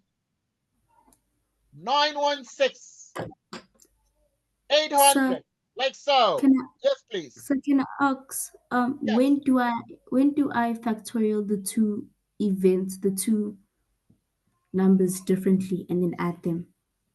Okay, that's a In good which case? question. Under what conditions would you factorial them separately? Right. So you would factorial them separately when you have to either do this one or that one. It's when you have to actually do arrange the shirts or the trousers. So Okay. you would now, or if they would say or, then this translates to addition. Or translates to addition. But and translates to multiplication. Anyhow, we are really adding these things here. But in principle, what you're having is that all these things are different. So you are dealing with 11 objects. That's what is happening here. You are dealing with 11 objects. And the first object can be put, so you are doing this, like we're doing. Oh, okay, okay. You are doing this like you're doing. You are just putting the 74 here. We're doing this so that it is and therefore we are multiplying everything here. So the first one is 11 ways. The second one is 10 ways. Because you put the first shirt and then if you have 11 objects, then you are left with, if you put the first shirt, then you are left with how many shirts? 6 shirts and like 10 things, 10 objects. After we have put the 10 on the rail, then you're left with 9. You have 9 choices. After that, you have 8 choices. After that, you have 7 choices. And so on until you have only one choice, one item left to put on the rail. So that in the end, then it becomes factorial, 11 factorial because of that. Then why do we just say 7 plus 4? Well, we understand that what we're doing, we're dealing with the total of 11 different things. So if 11 different things in principle, we need to add them up. But also, even if you have 11 same things, what about if you have 11 same things? 11 identical things, you would still add them up. So in all cases, dealing with arrangements would just be adding them up. And then, if there are similar things, you add them up and you divide by the number of the things that are common, like we did with, Okay. then if there are similar things, you divide by the number of the things that are common. But yeah, it doesn't apply in this question. Okay, we'll move on to 6.2. Right, in how many different ways can the clothes be arranged if all the shirts are to be hung next to each other and the pairs of trousers are to be hung next to each other? We're looking at 6.2. In how many different ways can the clothes be arranged if all the shirts are to be hung next to each other? So we are saying the shirts, we put the shirts next to each other and the pairs of trousers next to each other. We put the trousers together and the shirts together. So in how many different ways can this be done? Mm, Okay. All right. So you think you reason. So if we put the shades together. So we have 7 different shades. 7 different shades. But we also have 4 different pairs. So now what then is all this here? What this translates to is the following. So you're going to say the number of ways, 6.2. Number of ways. Right, 7 different shirts would become what? So because there are 7 and they are different, you're going to do them like that. 7 of them. So you're going to have 7, 6, 5, 4, 3, 2, 1. Okay, you can't repeat the shades because each shade, there are 7 different. So you're going to have 7 factorial. Because it is and, you must put all the shades and then to be hung next to each other. And the pairs of trousers. Now, how many trousers are there? 4 different pairs of trousers. So the trousers are what? The trousers are 4. So you're going to do them like this also, the trousers. So you're going to do 4. You're going to put you have 4 choices for the first trouser. 4 choices for the first pair of trousers.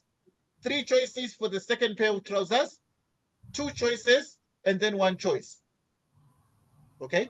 And then now, it is either you put the shirts first and then the trousers second, or you put the trousers first and then the shirts after, because you can decide to start with the shirts because now it is end, so you multiply by the trousers. Or you start with the trousers, putting the trousers on the rail, you hang the trousers, and then after that you put the shirts. So now, as a consequence, then your teacher sometimes will tell you that it is 7 factorial, 4 factorial times 2, because you can either do it, you can do it in 2 ways. You can do it in 2 ways. So you start with the trousers and the shirts, or the other one. So it's the same thing. So in this case, therefore, it is 7 times 4 times that. When the order of things now, because there are 2 types of things here. So now you multiply by 2 because you have shirts and trousers. You multiply by 2. Okay. Now, as a consequence, then you have this. Okay. Right. So you take a computer, your calculator. Right. So if you take your calculator, then you're going to have 7 factorial. Right. You're going to have exactly 7 factorial times 4 factorial times 2. Right. It is 241,920. 241,920. Right. So you have exactly 241,920. Any question? Oh, before I wanted to ask about one thing. Yes. You know, with mutually exclusive events, Yes. or I'm not sure, or like when they say probability of not something, and they equate it to 1. How does that work? Okay. The probability of not something. Yes. Okay. So remember that the total probability is 1. So now if you say the probability of not something, it is 1 minus maybe the probability of not P, or let's say the probability of not A is 1 minus the probability of A. Okay. Okay. So yeah, this works if obviously we're dealing with an event A and we are dealing with the probability of not A. So this is one way of doing that, really saying the probability, in other words, the probability of A plus the probability of not A is 1. In other words, the total probability of A of something or not something is always 1. That gives us sort of the total probability. Okay. Right. Why? Why is it this? Because if you look at the event space and we have an event A, so the probability of A and the probability of not A. So probability of A is going to be the probability of A in A like this. Then the probability of not A is going to be outside like this. So that the probability Mm-hmm. of everything in the universal set, the probability of everything in the universal set is what? Is 1. All right. Okay. All right, good. Let's move to the next question. All right, we're gonna go on until 8:15. And then we shall stop Okay. at 8:15. Okay, nobody, you need to load a lot of energy when you come to this discussion because we sit here for 2 hours. Right. Yes. If you need to take a break, you let us know. Right, let's look at Okay. 6.3. What is the probability that a pair of trousers will hang at the beginning of the rail and a shirt will hang at the end of a rail? Of the rail. So, what is the probability that a pair of trousers will hang at the beginning of the rail and the shirt will hang at the end of the rail? So, in other words, you are saying, what is the probability that a shirt at the beginning, right, a shirt at the beginning and trousers at the end, and trouser at the end? So what is the probability that a shirt, there's a shirt in the beginning and trouser at the end? What do you think? I'm not sure actually. With this one, I'm not sure. All right, that's fine. 4 marks. 4 marks given there. Right, so there's something you need to take into account here to move on. It shall run up to 8:15. But you need to take into account the fact that if you are to deal with this question and you are dealing with a total of how many objects here, you are dealing with 7 shirts that are different, and you are dealing with also 4 pairs of what? Of trousers. Okay. So what is the probability that the pair of trousers will hang at the beginning of the rail and a shirt at the end of the rail? Okay, we're good. Let's discuss this together. So now you are dealing with a total of 7 plus 4. What is 7 plus 4? 7 plus 4, it's 11. That you know so well. But if we put the 11 things like this,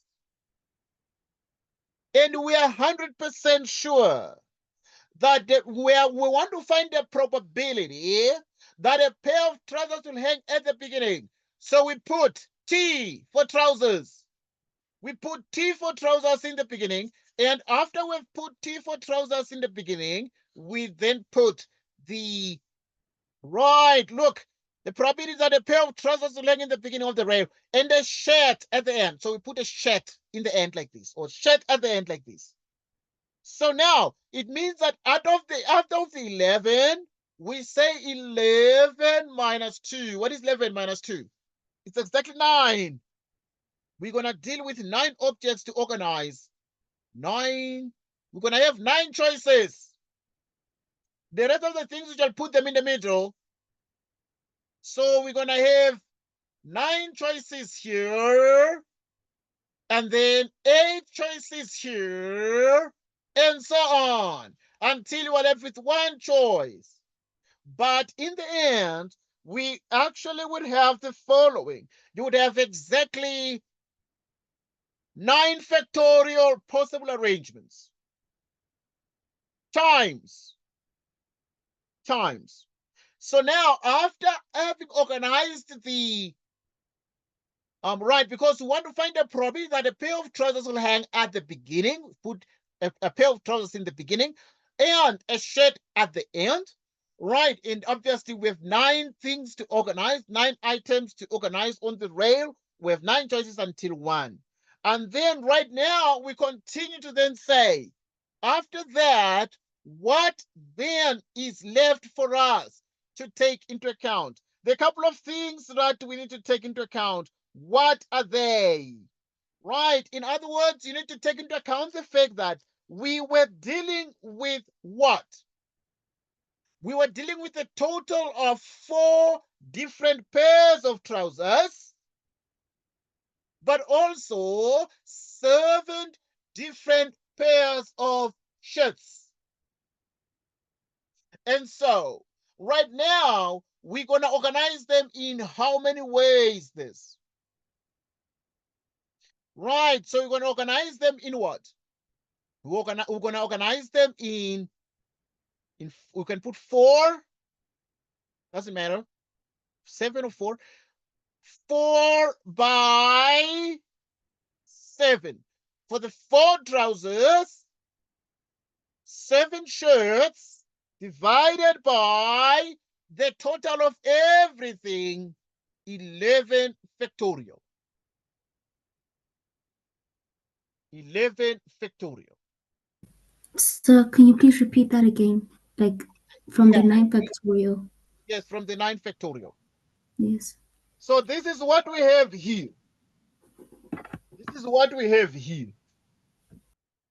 There are a couple of things you need to take into account here when you do these arrangements. I want to state categorically that for the trousers, you put a T. And for the shirts, you put an S. And then now, because there must be, according to this question, what is the probability that a pair of trousers will hang at the beginning? You put pair of trousers in the beginning, at the beginning, and the shirt at the end. You agree?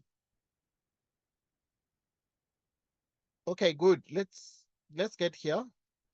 So now, if then the trousers are in the beginning, in how many ways do you choose the trouser? How many choices do you have to identify the trouser? Because you must choose from how many trousers the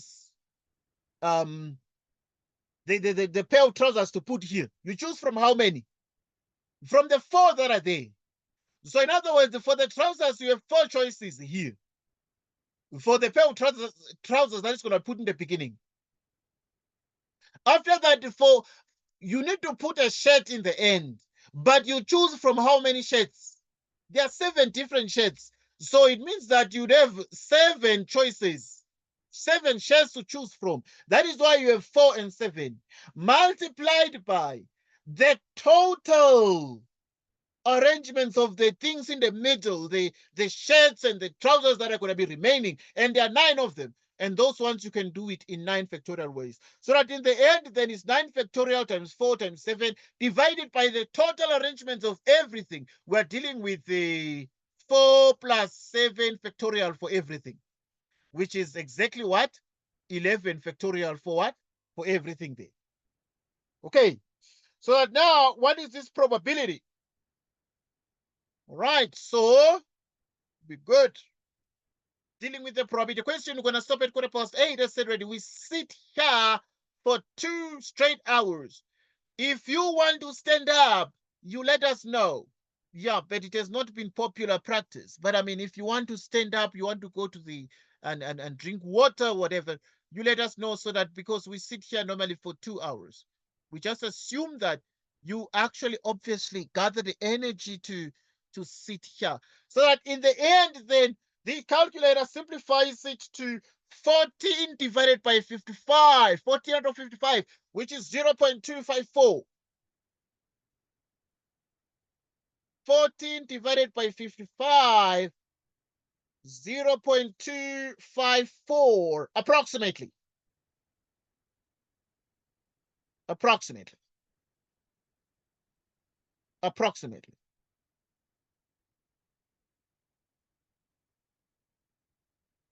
All right. Any question? Can I recall what I understand and then you'll correct me? Yes, please. So basically, what you're saying is that for the 9 factorial, we got it because we minused the 1 trouser and the 1 shirt, and then we Yes. worked with the ones in the middle, and there was Yes. 9. So there's a 9 factorial. And then Yes. the 4 and the 7 is the choices in general that we're going to have to choose from. Yeah, the choices, because now for you to put the pair of trousers you need to put a pair of trousers in the beginning, but you choose from how many 4 trousers? choices. You have 4 Okay. choices because you choose from 4 trousers because they're Okay. different. So you can either take maybe the blue one, the red one, the brown one, the green one, depending on the colors that are there. But because they are 4 different, but you need to choose from 4. It's not that you'll just take one and put, but you'll have to choose because you can't take all of them. But you have 4 choices to make. And then Okay. here, for the shirts, there are 7 shirts altogether. But you must put only one shirt here at the end. So to put only one shirt at the end, you choose from how many shirts? From 7 shirts. So you have 7 choices to make.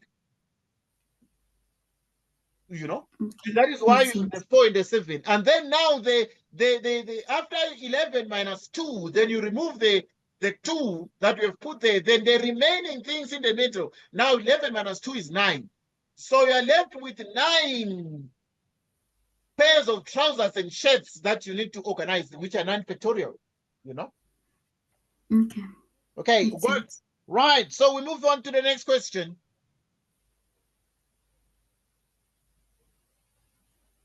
Okay, now, one thing that is very important for you as we actually are discussing this, and this will be our last question, right, on the probability theory for today, it's going to be the tree diagram story, right? The probability that it will rain on a given day is 63%.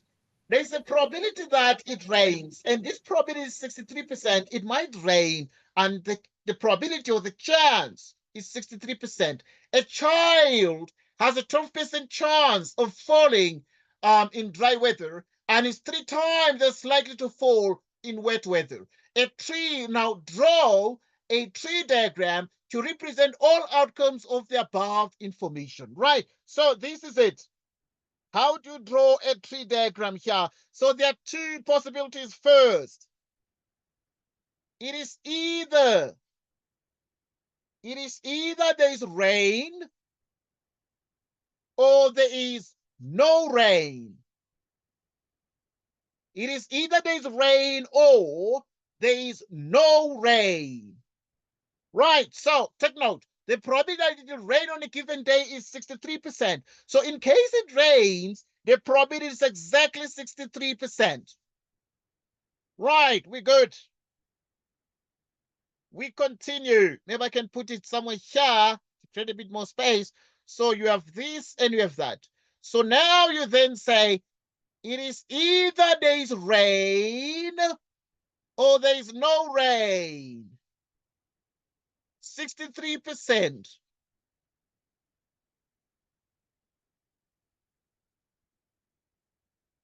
Now, a child has a 12% chance of falling in dry weather. Okay, let us look at this. 12% chance of falling in dry weather, and is 3 times as likely to fall in wet weather. Okay, right, let's look at this tree diagram now. So now there are 2 possible outcomes here, because either the child falls, the child happens to fall, or does not fall. In the same way that if there's no rain, we understand that the child might fall or the child might not fall. Okay, the child might not fall. So now, if the child falls here, what is happening here is that there is rain and also the child happens to fall. There is rain and the child falls. Here, there is what? Here there is rain and the child does not fall. Okay, here there is no rain and the child falls.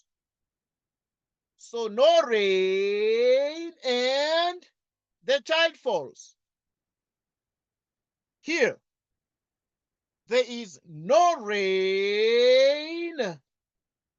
Right, here there is no rain, and the child does not fall.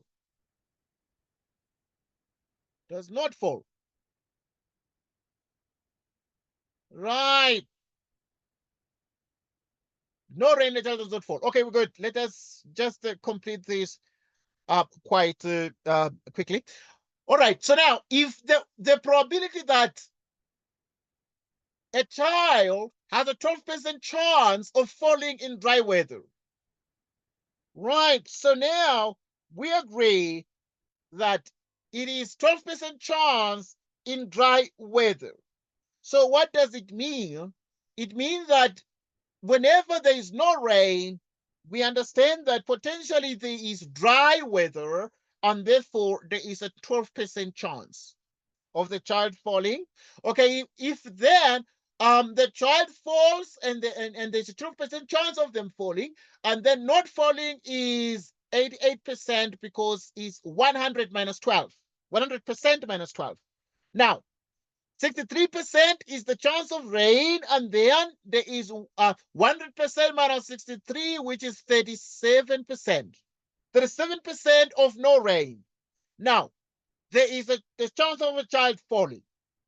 Now, here, they're saying, and is 3 times. 12% chance of falling in dry weather, and is what? Is 3 times as likely to fall in wet weather. Okay, so obviously when it's wet, the child is likely to fall more, but is 3 times. So it is 3 times 12%. And 3 times 12% is 36%. So in other words, if it's wet, the child has a 36% chance of falling there. Okay, so now it's wet and there's rain, so the child is 36% of falling. Right, and then 36% minus 100 is 64% there. All right, good. So now we have our tree diagram, and our tree diagram is complete. Draw a tree diagram to represent all outcomes, and all the outcomes are there. Any question on this tree diagram? No. No question. Let's look at 3.2. What is the probability that a child will not fall on any given day? Right.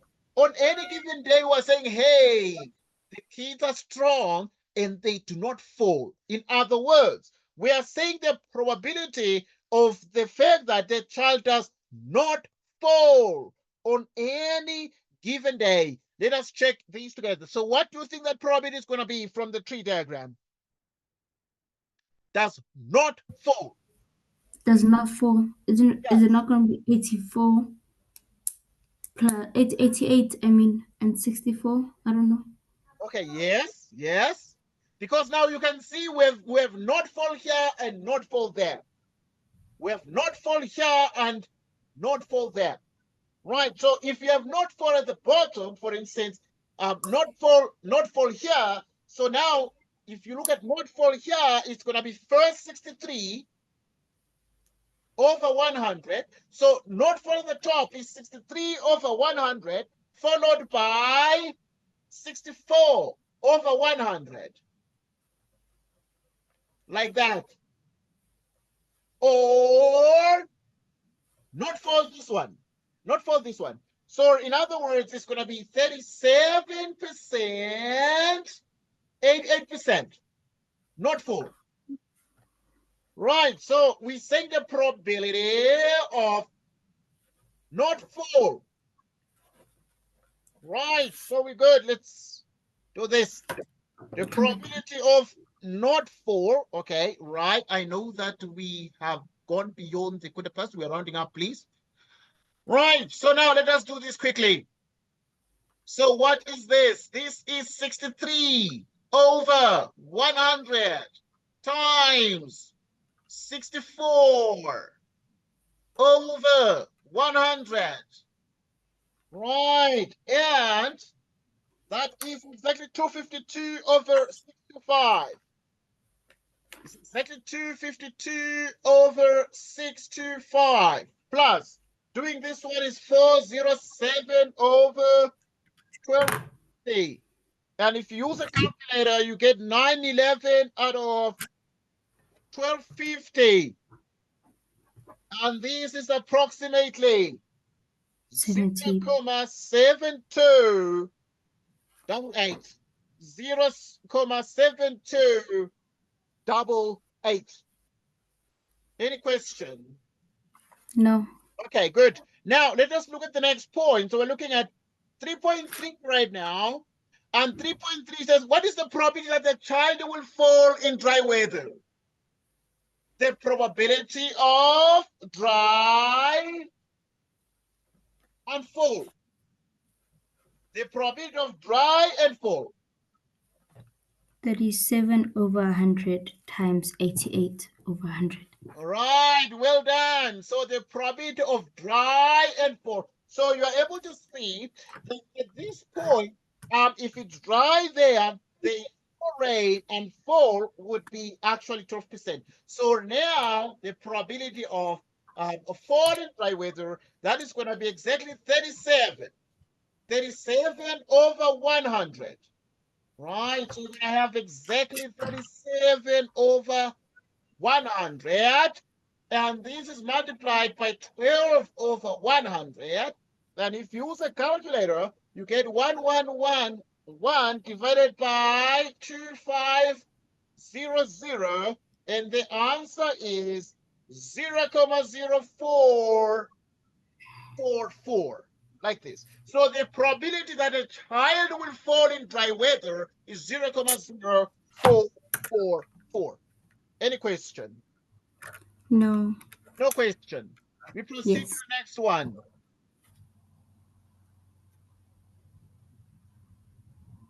Right, so now this is your homework. This is your homework. You don't need to copy it down because it is, we're going to send you the recording in the next couple of minutes at the end of our discussion. After nearly 30 minutes, we're going to send you the recording, and you can watch this recording during the course of the week whenever you have a chance to. Okay, right. But it's a 2-hour recording, and therefore you would have obviously ample time to watch. But question 11 is your home activity, but it's not very long. Right, a survey concerning their holiday preferences was done with 180 staff members. The options they could choose from were to go to the coast, visit a game park, stay at home. The results were recorded in the table below. Male, female total. We did something like this. The coast 46, 52, 98. The game park 24, 38, 62. Home 13, 7, 20. And you can see the 13 plus 7 is 20, etc. These things must add to that. And now determine the probability that the randomly selected staff member is male. And then number 2 is does not prefer visiting a game park.